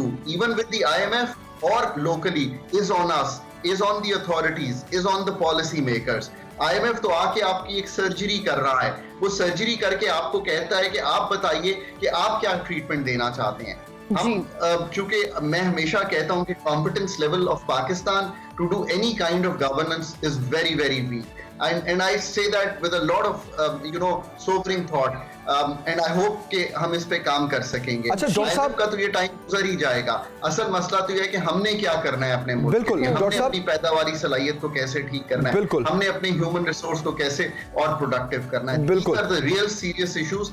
short run बहुत मुश्किल लग रहा है। आई होप कि 9th रिव्यू IMF का कंप्लीट हो जाए, दोस्त ममालिक भी कुछ साथ दे दें ताकि हम डिफॉल्ट की जो ब्रिंक है उस पे से ब्रिंक पर ही रहें और वापस आ जाएं, रिजर्व्स कुछ बिल्ड हो जाएं और IMF की शराइत जो हैं वो भी थोड़ी सी 10वें और 11वें रिव्यू में ये देखते हुए कि पाकिस्तान स्टेबलाइज हो गया है, लोगों के लिए इतनी तकलीफ देना हो। बिल्कुल सही। अच्छा डॉक्टर साहब, आपने जिस तरह पॉलिसीज का जिक्र किया और पुअर परफॉर्मेंस का भी जिक्र किया, तो डार साहब जब वतन वापस आ रहे थे तो तब तो वो बड़े बड़े बयान दे रहे थे और ये कहा जा रहा था जी कि डार साहब आ रहे हैं तो डॉलर अब नीचे आ जाएगा, इन्फ्लेशन भी कंट्रोल हो जाएगी, हमारी मईशत सही डगर पर आ जाएगी। तो फिर ऐसा क्यों नहीं हो पाया? आपके ख्याल में वजह क्या है? So let me say this. देखिए, I've had the great chance of working with all the major political parties in Pakistan, advising them as a professional. एक चीज हमें जिंदगी में सीखनी है कि पॉलिटिशियंस का काम है कि जो कौम है उसको अपबीट रखें। अगर पॉलिटिशियंस ये कह दें कि सब कुछ बर्बाद हो गया, ये कह दें कि कुछ भी नहीं हो सकता, तो लोग शायद होप खो देंगे। आई थिंक कि मैं इस तरह की जो सोच है उसको इस पस मंजर में देखता हूँ कि हम लोगों को अपबीट रखें, पर असल काम जो है वो मैं हमेशा कहता हूँ किसी भी आप जब लीडरशिप पोजीशन में आते हैं, चाहे मिनिस्ट्रियल पोजीशन हो, चाहे प्राइम मिनिस्ट्रियल पोजीशन हो, चाहे आप CEO हो, कि आप टीम क्या पुट टुगेदर करते हैं। आई थिंक पाकिस्तान में इस वक्त एक सवेयर कॉम्पिटेंस क्राइसिस है जिसकी वजह से अगर आपकी कुछ सोच भी होती है कि मैं कुछ चीज डिलीवर करना चाहता हूँ, मैं कोई पाकिस्तान की चीजों को तब्दील करना चाहता हूँ, तो आप कर नहीं पाते वो, and that is the real crisis. बिल्कुल ठीक हो गया डॉक्टर साहब। पाकिस्तान ने जो है वो श्रीलंका को महंगाई में मात दे दी है और श्रीलंका की सिचुएशन सूरत हाल हम सबके सामने है। पाकिस्तान का क्या फ्यूचर देखते हैं, क्या समझते हैं कि पाकिस्तान के लिए कितनी अलार्मिंग सिचुएशन है? So, my heart goes out to people जो fixed income earners हैं, जो vulnerable segments of the society हैं। एक तो हमें ये करना चाहिए कि फौरी तौर पर जो हमारी मिनिमम वेज है उसको बढ़ा के 30-35 हज़ार देना चाहिए। हमें जो इनकम सपोर्ट प्रोग्राम है उसको आप बेस्ट कहना चाहें, एहसास कहना चाहें, उसको जो स्टाइपेंड है उसको बढ़ा देना चाहिए। हमें तीसरी ये है कि जो प्राइवेट ऑर्गेनाइजेशंस हैं उनको भी फॉलो थ्रू करना चाहिए। इस वक्त लोगों की वेजेस को, रियल वेजेस को बढ़ाने को, जो रियल वेजेस बाइंग पावर है लोगों की वो कम हुई है, हमें लोगों की मदद करनी चाहिए। देखिए ये है अगर हम बेहतर फ्यूचर बनाना चाहेंगे। अगर लोग जो है खुद अपने तर्ज जिंदगी बदलें, जिस तरह मैंने शुरू में कहा, कम बिजली, कम गैस, कम ट्रांसपोर्ट, मिनिमम सेविंग्स करें, मैक्सिमम सेविंग्स करें, मिनिमम अपनी इनकम को यूज करें, इनकम को बढ़ाने की कोशिश करें। Otherwise the next couple of months are difficult, because अभी तक IMF अगर हो भी जाता है तो एक बजट आना है, बजट भी जो है वो आई थिंक बहुत मुश्किल हालात में आ रहा है और लोगों पर मुश्किल पड़ेगी। हमें टैक्सेस में भी रद्दोबदल करना पड़ेगा, हमें कीमतों में भी रद्दोबदल करना पड़ेगा। So it is going to be a difficult one. आने वाली जो इंटरनेशनल कमिटमेंट्स हैं दुनिया में, सेंट्रल बैंक्स ने, कल ही फेडरल रिजर्व ने अपना रेट बढ़ाया है। सो दुनिया में महंगाई हो रही है और दुनिया भी स्लो हो रही है। हमारी एक्सपोर्ट्स जो हैं अप्रैल के महीने में भी बड़ी ऑन द लोअर साइड रही हैं, तो वो भी कोई स्टोरी अच्छी नहीं है। श्रीलंका ने एक काम किया है जिसकी वजह से वहां पे स्टेबिलिटी आई है, वो डिफॉल्ट किए और फिर IMF के पास गए। आप लकी हैं कि आप कोविड से आते हुए IMF में थे। IMF से इनहराफ करना आपको कॉस्ट किया है। मैं इसकी मिसाल दिया करता हूं, अगर आज IMF का प्रोग्राम चल रहा होता और ये 5 महीने का डिले ना आया होता नवंबर से, तो मेरा ख्याल है कि पाकिस्तान के रिजर्व शायद 7-8 अरब डॉलर पे होते। दोस्त ममालिक, बायलैटरल, मल्टीलैटरल, जेनीवा की कमिटमेंट्स, इनसे पैसे आ गए होते तो पाकिस्तान का रुपया नीचे होता और इन्फ्लेशन भी शायद यहाँ पे ना हो। सही। ये this is the real picture. अच्छा डॉक्टर साहब, आपने अपनी गुफ्तगू में कहा है कि आइंदा आने वाले 6 माह मुश्किल हो सकते हैं और उसके बाद कोई बेहतरी होती भी नजर आएगी। महंगाई कंट्रोल होगी और मुआशी सूरत हाल बेहतर होगी। आप मईशत को सबसे ज़्यादा जानते हैं, बेहतर तरीके से इसको एक्सप्लेन कर सकते हैं। अगर पाकिस्तान की हिस्ट्री देखी जाए तो आज तक हमें कोई ऐसी मिसाल नहीं मिलती कि किसी चीज़ की कीमत बढ़ी हो और वो वापस आई हो, उसको रिवर्स गियर लगाओ। लेकिन आपको ये जो उम्मीद नज़र आ रही है, ये किस बेस पर नज़र आ रही है? तो दो तीन चीजें हैं। एक तो ये कि इस वक्त पॉलिटिकल अनसर्टेनिटी बहुत बढ़ी हुई है मुल्क में। ये सारी मार्केट्स को डिस्टर्ब कर रही है, ये इन्वेस्टर को डिस्टर्ब कर रही है कि इंटरनेशनल कमिटमेंट्स जो हमारे हैं उनमें भी एक रोल प्ले कर रही है, स्पेशली विद फ्रेंडली कंट्रीज। सो एक तो मैं ये देखता हूँ कि इंशाल्लाह आने वाले 5 से 6 माह में पाकिस्तान में एक इलेक्शन साइकिल की कंपटीशन होगी एंड लेट्स ऑल होप कि एक नई हुकूमत जिसकी भी हो, पीडीएम की पार्टीज की हो, पीटीआई की हो, जिसको भी लोग वोट इन करेंगे वो आ जाएगी। उनके लिए फैसले करना जो कि मुश्किल होंगे लोगों के लिए इस वक्त करना, बिकॉज आखिरी 5-6 माह की हुकूमत रह गई है या 3-4 माह की हुकूमत रह गई है, आसान होंगे और वो कुछ कलीदी फैसले करेंगे। उससे मईशत इस्तेकाम मिलेगा और दुनिया को भी ये सिग्नल मिलेगा कि Pakistan has the seriousness to do the reforms that are needed। आपको सऊदी वजीर खारजा और वजीर खजाना ने ये कहा कि आप अपने कलीदी फैसले कीजिए, टैक्स लगाइए लोगों पर, हम भी लगा रहे हैं। तो हमें ये जो कलीदी फैसले हैं वो करने पड़े। तो मेरी होप जो है एक पिन कर रही है कि एक इलेक्शन साइकिल जो है वो नया कंप्लीट हो जाएगा। और मेरी होप इस पे भी है कि हम शायद नए IMF के प्रोग्राम में जाएंगे और उस प्रोग्राम में जाने से कुछ स्टेबलाइजेशन होगी और दुनिया को ये मैसेज होगा कि we are serious on reforms. मेरी होप इस चीज पे भी है कि दुनिया में जो इन्फ्लेशनरी साइकिल है वो टूट जाएगा अगले कुछ माह में और जो चीजों की कीमतें बढ़ी हुई हैं वो थोड़ी सी नीचे आ जाएंगी। तो हमारा जो इंपोर्ट का प्रेशर है वो भी टूट जाएगा।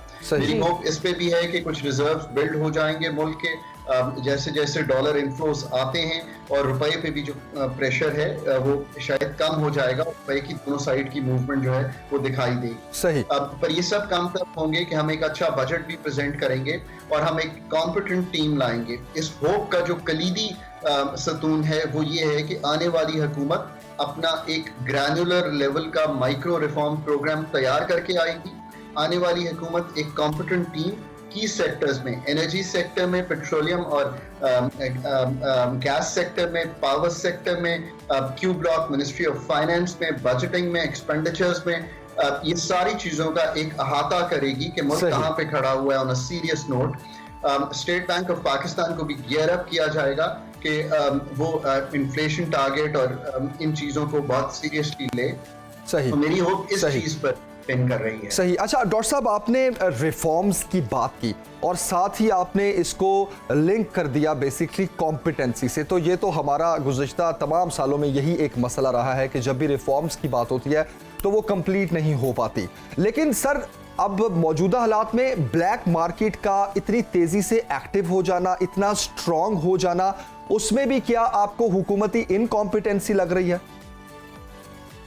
देखिए, हुकूमत का जो अब काम है दुनिया भर में वो ये है कि वो एक अच्छी पॉलिसी बनाए, एक अच्छी स्ट्रैटेजी बनाए और फिर उसको इम्प्लीमेंट करे। पाकिस्तान की जो इनफॉर्मल मार्केट है वो बहुत बड़ी है, पाकिस्तान की जो स्मगलिंग है वो भी ज्यादा है। इन दोनों को अहाता करने के लिए आपको आई थिंक एफटार को बहुत स्ट्रेंथन करना पड़ेगा।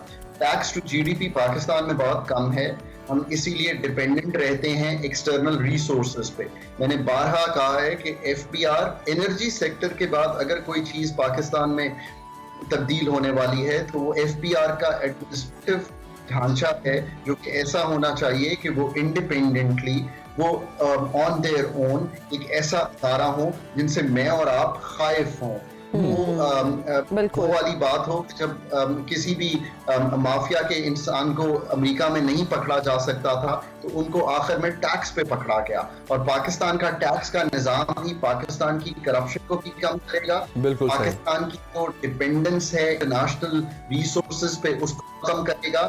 ऐसा नहीं हो सकता कि हम रिटेलर्स को टैक्स ना करें, ऐसा नहीं हो सकता। इसीलिए आपको जब आप सिर्फ 30,000 रिटेलर्स को टैक्स करते हैं जब उनकी तादाद 20 लाख है, तो इसलिए इनफॉर्मेलिटी या ब्लैक मार्केट जिसका आप नाम देते हैं वो क्रिएट होती है। हमने फैटिफ में एक बहुत अच्छा काम किया है, दोनों हुकूमतों ने इस पे काम किया है जो अभी रही हैं, पीटीआई और उसका पीडीएम ने भी, हम इस चीज में से निकले हैं और हमें इस चीज को अब स्ट्रेंथन करना चाहिए। ये बेनामी लॉ हम लाए, सो हमने काम भी किया है। अब इन्फोर्समेंट का दौर है। आई थिंक FPR और जो प्रोविंशियल टैक्स अथॉरिटीज हैं उनको अपनी इन्फोर्समेंट की कैपेबिलिटी को बहुत स्ट्रेंथन करना है। सही। अभी आप इस इनफॉर्मेलिटी के सिस्टम करते हैं और स्पेशली रियल एस्टेट की जो इनफॉर्मेलिटी है इसको टैकल कीजिए। बिल्कुल सही। नो योर कस्टमर बैंक में इतना स्ट्रिक्ट करते हैं। आप आज जाइए, जरा बैंक का अकाउंट खोलिए और जाइए 5 करोड़ का प्लॉट लीजिए, तो आपको एहसास होगा कि पाकिस्तान में इनफॉर्मेलिटी क्यों है।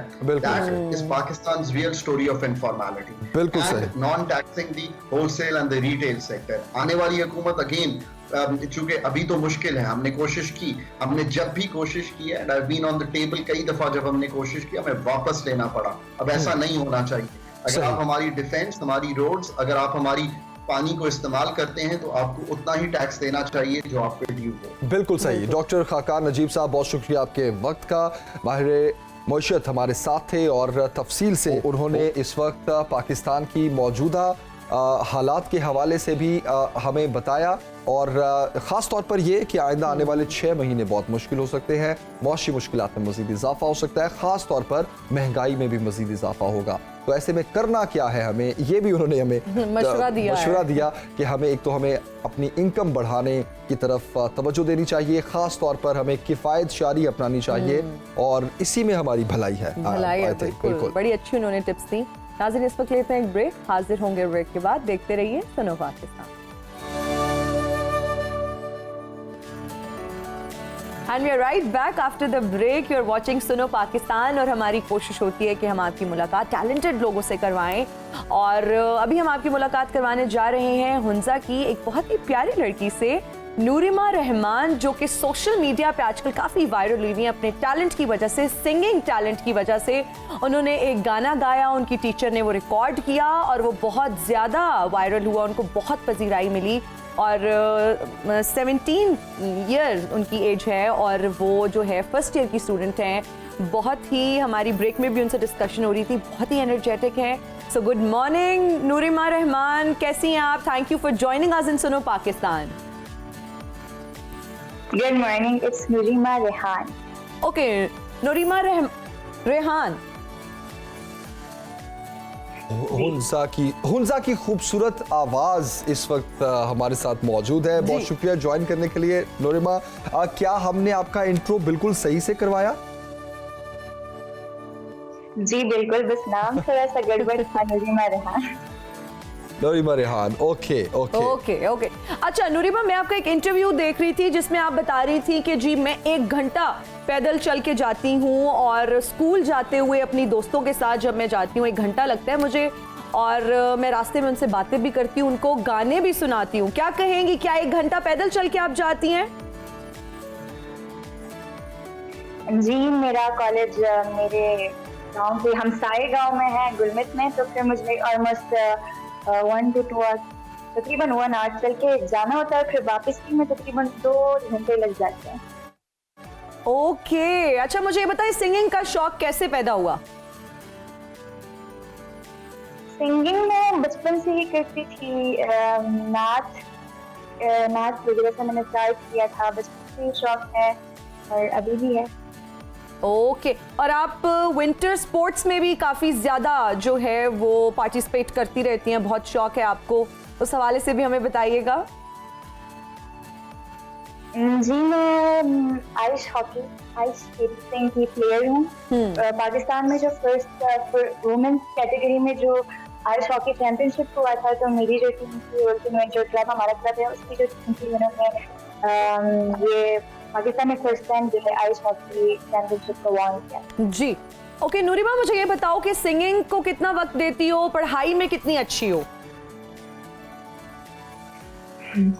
सिंगिंग को अब तक तो टाइम नहीं दे रही, बस रील्स बनाने में, इंस्टाग्राम लाइक प्रैक्टिस वगैरह सिंगिंग का के लिए। अभी कुछ दिनों में मेरे पेपर्स हो रहे हैं, तो अभी पेपर्स की तैयारी में चल। चलें, good luck for your exams. और लंदन आपने जाकर परफॉर्म करना था, जो प्लान आपने कैंसिल कर दिया है, वो कहाँ परफॉर्म करना था आपने? वो मैंने जो कोरोनेशन कॉन्सर्ट होने वाला था, किंग एंड क्वीन का जो कोरोनेशन होने वाला था, उसमें वर्ल्ड वाइड से डिफरेंट कंट्रीज से आर्टिस्ट जो है वो परफॉर्म अपनी कंट्री को रिप्रेजेंट करते हैं एंड पाकिस्तान से इस साल 2022 में मैं रिप्रेजेंट कर रही हूँ। अच्छा, ओके, वेरी नाइस, माशाल्लाह। अब हम आपसे फरमाइश करते हैं कि आपका जो गाना सबसे ज़्यादा वायरल हुआ वो आप हमें गुनगुना कर सुनाएं, वो ज़रा। जी जी जी जी। इन आँखों के आँखों की मस्तानी हजारों है, मस्तानी हजारों है, आँखों की मस्ती एक तुम ही नहीं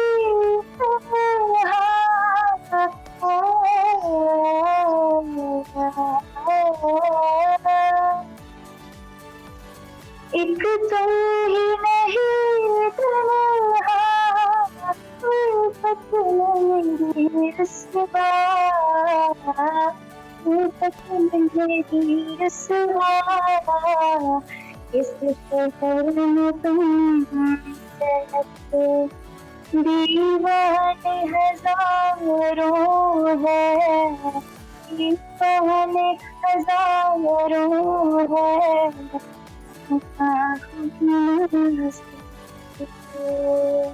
ब्यूटीफुल ब्यूटीफुल, जबरदस्त, नूरिमा, माशाल्लाह, खूबसूरत आवाज की आवाज इतनी खूबसूरत है माशाल्लाह। यू आर सो यंग और आपको आपदा परवीन से भी लोग कंपेयर करें, फिर अगर हम इंडियन मीडिया की बात करें तो वहाँ पर लोग आपको आशा भोसले साहिबा से भी कंपेयर करें, जो कि बहुत एजाज़ की बात है।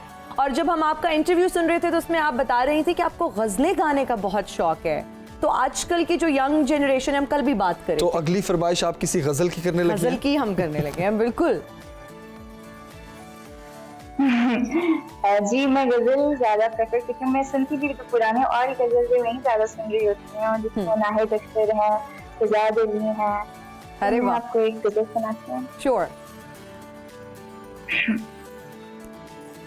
सारी दुनिया भुलाए बैठा हूँ, सारी दुनिया भुलाए बैठा हूँ, बिना सोचो कि मुझको प्यार नहीं, तुम जो आए हो मेरी दुनिया में, अब किसी का भी इंतजार नहीं।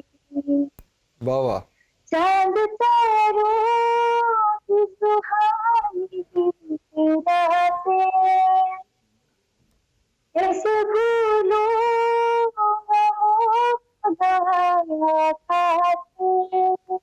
वाह, कितनी दिलकश है, कितनी प्यारी है, याद आती है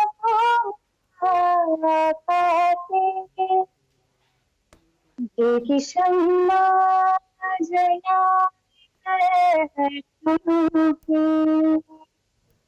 देखी शम्मा जला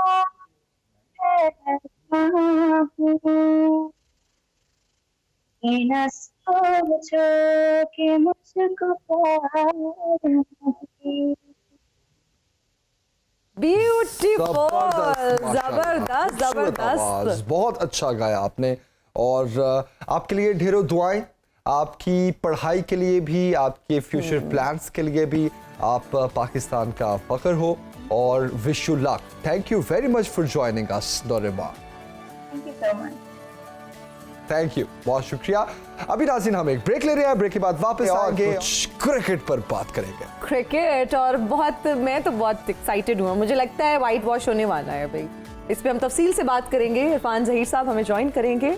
अभी लेते हैं ब्रेक, हाजिर होंगे ब्रेक के बाद इंशाल्लाह। And we are right back after the break और आप देख रहे हैं सुनो पाकिस्तान। अब बात करेंगे क्रिकेट की, और पाकिस्तान ने तीसरे वनडे मैच में न्यूजीलैंड को 26 रन से शिकस्त दे दी है। 5 मैचेस की सीरीज में 3-0 की फैसलाकुन बर्तरी हासिल कर ली है। न्यूजीलैंड के खिलाफ पाकिस्तान ने मुकर्रर ओवर्स में 6 विकेटों पर 287 रन बनाए। अब 3 मैचेस जीतने के बाद पाकिस्तान ने सीरीज तो अपने नाम कर ली है, लेकिन नजरें हैं जनाब होने आने वाले मजीद 2 मैचेस पर। बेसिकली अगर ये 2 मैच भी हम जीत जाते हैं तो ओडीआई रैंकिंग में पाकिस्तान की टीम नंबर 1 पर आ जाएगी। व्हाइट वॉश होने वाला है जमील, मुझे लग रहा है व्हाइट वॉश होने वाला है। और इस मामले पर बात मैं ये कहने लगा था कि हिना अभी जब हम वापस आए तो इंशाल्लाह जो हिना के मुंह से निकला है वो इसीलिए निकला है कि हम यही बात कर रहे थे बेसिकली कि हिना को ये लगा इंशाल्लाह वो 2 मैचेस भी हम जीतेंगे और पाकिस्तान जो है वो व्हाइट वॉश करेगा। व्हाइट वॉश करेगा बिल्कुल। अब हम इरफान जहीर साहब से बात करते हैं। बहुत शुक्रिया हमें ज्वाइन करने का सुनो पाकिस्तान में। आप भी बड़े पुरुमीद इस बार नजर आ रहे हैं, ठीक है ना? और आपके मुंह से भी ऐसे अल्फाज हमने सुने हैं, आपने भी ये प्रेडिक्शन बहुत कम सुने होंगे ना लेकिन क्या लग रहा है व्हाइट वॉश हो जाएगा? देखिए एक्सपेक्टेड तो T20 में भी काफी हद तक था क्योंकि हमारी टीम उनसे बहुत बेहतर है, हमें अपनी कंडीशन का काफी एडवांटेज है। T20 में क्योंकि जितना छोटा फॉर्मेट होता है आपके पास कमबैक करने का उतना ज्यादा मार्जिन होता है और आपने देखा कि इसीलिए छोटी टीमें भी परफॉर्म कर जाती है। न्यूजीलैंड बहुत बड़ी साइड है बट उनके जिस तरह मैंने कल कहा कि उनके 9 मेन प्लेयर नहीं है तो उसकी वजह से ओबियसली जब आपकी फर्स्ट प्लेइंग 11 नहीं होती तो फर्क तो पड़ता है। और 2-3 उनके भी डेब्यूटेंट हैं, उन्होंने भी कल बड़ा अच्छा, कोल ने और ब्लंडर ने बड़ा ज़बरदस्त किस्म का परफॉर्म किया। पाकिस्तान के पास बहुत एक गोल्डन अपॉर्चुनिटी है नंबर 1 आने के लिए और इसी तरह मुझे याद पड़ता है कि प्रॉब्ली इन 2015 मिसबाह की क़यादत के लिए भी हम टेस्ट में नंबर 1 आए थे और ओडीआई में कभी भी नहीं आए। ओडीआई में नहीं हम आए और तो उसमें आपके पास एक बहुत बड़ी गोल्डन अपॉर्चुनिटी थी कि अब हिस्ट्री बनी तब एक दफ़ा के पाकिस्तान टेस्ट रैंकिंग में नंबर 1 आया। आल्दो कि हम वो 1 वीक या 10 डेज के स्पैन के लिए ये थे लेकिन एटलीस्ट थे तो सही। तो ये एक बहुत बड़ी बात थी। और अभी जिस तरह कप्तान बाबर आजम की बात करते हैं वो ओडीआई में नंबर 1 है रैंकिंग के अंदर, फिर इसी तरह अब पहले इमाम थे 2nd नंबर पे, अब वो फ़खर आ चुके हैं रैंकिंग में 2nd नंबर पे, इमाम 5वें नंबर पे, अभी 2 उनके दर्जे नीचे नजली हुई है। तो ये एक बहुत बड़ा साइन है कि आपकी टीम के टॉप जो 3 या 4 बैटर्स है वो रन्स कर रहे हैं और आपकी होम ग्राउंड है, आपकी कंडीशन आपकी अपनी है, आप ये करके एक ओबियसली हिस्ट्री में अपना नाम लिख सकते हो। और मेरा ख्याल है कि आपको किसी भी तरह जहाँ आप सोचते हो कि यंगस्टर को चांस देना है लेकिन कहीं ना कहीं आप कंप्लेसेंट हो जाते हो, ये नहीं आपने करना, आपने पूरी एनर्जी लगानी है, इसी तरह कोशिश करनी है। ये अपॉर्चुनिटी बार बार नहीं आती। आपके पास लास्ट ईयर भी चांस था, आप न्यूजीलैंड से सीरीज अपनी होम सीरीज हार गए थे 3-4 मंथ पहले जो न्यूजीलैंड से हुई थी, 2-1 से हम हार गए। तो ये अब दोबारा आपके पास अल्लाह ने एक अपॉर्चुनिटी बनी है, सारा कुछ आपके फेवर में जा रहा है, सिर्फ आपने थोड़ी सी एफर्ट मारनी है। और मुझे लगता है कि कल भी हमने कई चीज़ें देखिए, होता क्या है कि आप जब विक्ट्री हासिल करते हो तो आपकी कई लूप होल डेफिशिएंसीज हाइड हो जाती हैं। हम कल की परफॉर्मेंस इसी तरफ आ रहा था तो आपको लगता है कि आपका जब ऑलमोस्ट 34 आवर्स के अंदर हम 190 के करीब थे तो हम इजीली 300-325 तक कर सकते थे। बट जिस तरह हमने कल बात की कि मिडिल ऑर्डर हमारे पास प्रॉपर नहीं है और जब टॉप ऑर्डर ने रन्स किए तो मिडिल ऑर्डर ने आके उस तरह की हिटिंग नहीं की जिस तरह की हमें एक्सपेक्टेड थी। और आपको पता है कि अब अब्दुल्ला शफीक जब आउट हुए वो भी हम ओपनर है, हम उसको मिडिल ऑर्डर में यूज़ कर रहे हैं। इसी तरह रिजवान बहुत बड़ी शॉट्स नहीं रखते और शादाब ने थोड़ा सा चिप ऑन किया, सलमान अली आगा ने किया, बट एक ऐसा मिडिल ऑर्डर जो कि बड़ी हिटिंग करता हो, जैसे हम पास में उमर अकमल की बात करते हैं, सुहेब की करते हैं या रज़ाक थे हमारे पास, इस तरह का हमें एक बैट्समैन मिसिंग है। वर्ल्ड कप में हार्डली हमारे पास ये प्रॉब्ली अगर एशिया कप खुदा न खास्ता नहीं होता तो लास्ट सीरीज़ है तो हमें आइडिया ही नहीं है कि हमारा 4 या 5 नंबर पे कौन बैटर होगा। रिजवान को तो चले हम कहीं ना कहीं मैनूवर करके 4-5 पे खिला लेंगे बट 5-6 का भी नहीं पता। हारिस सोहेल इंजर्ड हो गया, अब आपको पता ही नहीं था किसको डालना है, इफ्तिखार को ऐड किया गया, उसको खिलाया नहीं गया। तो ये जो सीरीज होती है ये वर्ल्ड कप की प्रिपरेशन होती है। इमामुल हक साहब की जो स्टेटमेंट आई हैं हारिस के हवाले से और ये इफ्तिखार अहमद के हवाले से, क्या कहेंगे? देखिए, इमाम की पहले अपनी बात करें तो बहुत खुशाइन बात है, इस पे इसको एक क्रेडिट तो देना चाहिए। जितना स्टेडियम के अंदर हमने इसके अगेंस्ट आवाज़ें सुनी इस बंदे के पर्ची की और इस लड़के ने अपना फोकस आउट नहीं किया, ये अपनी मेहनत करता रहा, परसिस्टेंट रहा और अपने काम पे फोकस रहा और उसका रिजल्ट ये है कि कंसिस्टेंट परफॉर्मेंस दे रहा है। T20 टेस्ट में भी दे रहा है और ओडीआई में भी दे रहा है, खासतौर पे ओडीआई में तो एक बहुत कंसिस्टेंट बेसिस पे परफॉर्मेंस दे रहा है। और ये कल भी उसकी कड़ी थी कि इन्होंने शानदार 90 बनाए, लास्ट मैच में 60 बनाए और बड़ी अच्छी किस्म की फॉर्म इनकी चल रही है और बड़े टाइम से चल रही है। तो ये एक बड़ा अच्छा साइन है कि आपका टॉप ऑर्डर बैट्समैन एक कंसिस्टेंट बेसिस पे रन करता है और कल मैन ऑफ द मैच भी रहे। ऑब्वियसली देखें, ये जो स्टेटमेंट की है दूसरी बात है, ये प्रिपरेशन की बात है। आपने अपने प्लेइंग 11 को बनाना होता है। इन्होंने क्या किया कि यंगस्टर को, मेरा एक गिला भी इनसे है कि आपने इन लड़कों के सानुल्लाह की बात की जाए, उसको आपने मुश्किल कंडीशन के अंदर, पिंडी की जो कंडीशन थी उस पर चांस दे दिया, जहाँ बेहतर कंडीशन आई उसको बाहर बिठा दिया। ऐसे ज्यादती नहीं करनी चाहिए। और फिर जब T20 मैचेस थे जिसमें वो इतना ज़्यादा परफॉर्म PSL में और अफगानिस्तान के अगेंस्ट करके आया था, T20 मैचेस के अंदर उसको खिलाया ही नहीं गया पहले 4 मैचेस, तो ये काफ़ी ज़्यादती है। आपको जब टैलेंट हंट कर लेते हो, इसी तरह दूसरा नाम मैं साइम अयूब का भी लेना चाहूँगा। आपने एक टैलेंट आइडेंटिफाई किया कि जी हमारी बेस्ट कमोडिटी है, बेस्ट बैट्समैन है, तो आपने उसको T20 में रखा और ODI में फिर ड्रॉप कर दिया। ऐसा करना ज्यादती है। आपको लड़कों को प्रॉपर प्लेटफॉर्म देना चाहिए, उनको अपॉर्चुनिटी देनी चाहिए। बच्चों के कॉन्फिडेंस गिरा देते हैं आप कई दफा, आप उनको बनाते हो, बनाना पड़ता है किसी प्लेयर को। जिसकी प्राइम एग्जांपल हमारे सामने बाबर आजम का, कि उसकी मेकिंग मैंने खुद देखी, किस तरह उसको रखा गया, किस तरह बनाया गया, इमाम को किस तरह सपोर्ट किया गया। तो इस तरह ये बच्चे भी आपके अपने हैं, इनको लेके चले। आपने टैलेंट आइडेंटिफाई हो गया, आप सिर्फ उनको मेकिंग करनी है, आप उनको लेके चलना है, बनाना है। बिल्कुल सही। बिल्कुल यही उम्मीद करते हैं हम। और इरफान जी का बहुत शुक्रिया हमें ज्वाइन करने के लिए। प्रोग्राम का वक्त खत्म हो गया जनाब, आपसे इजाजत लेने आ गया है। आपसे मुलाकात होगी इंशाल्लाह कल। अपना बहुत सा ख्याल रखिए, फीडबैक जरूर दीजिएगा। मुझे और जमील सुखेरा को दीजिए इजाजत। टेक केयर, अल्लाह हाफिज।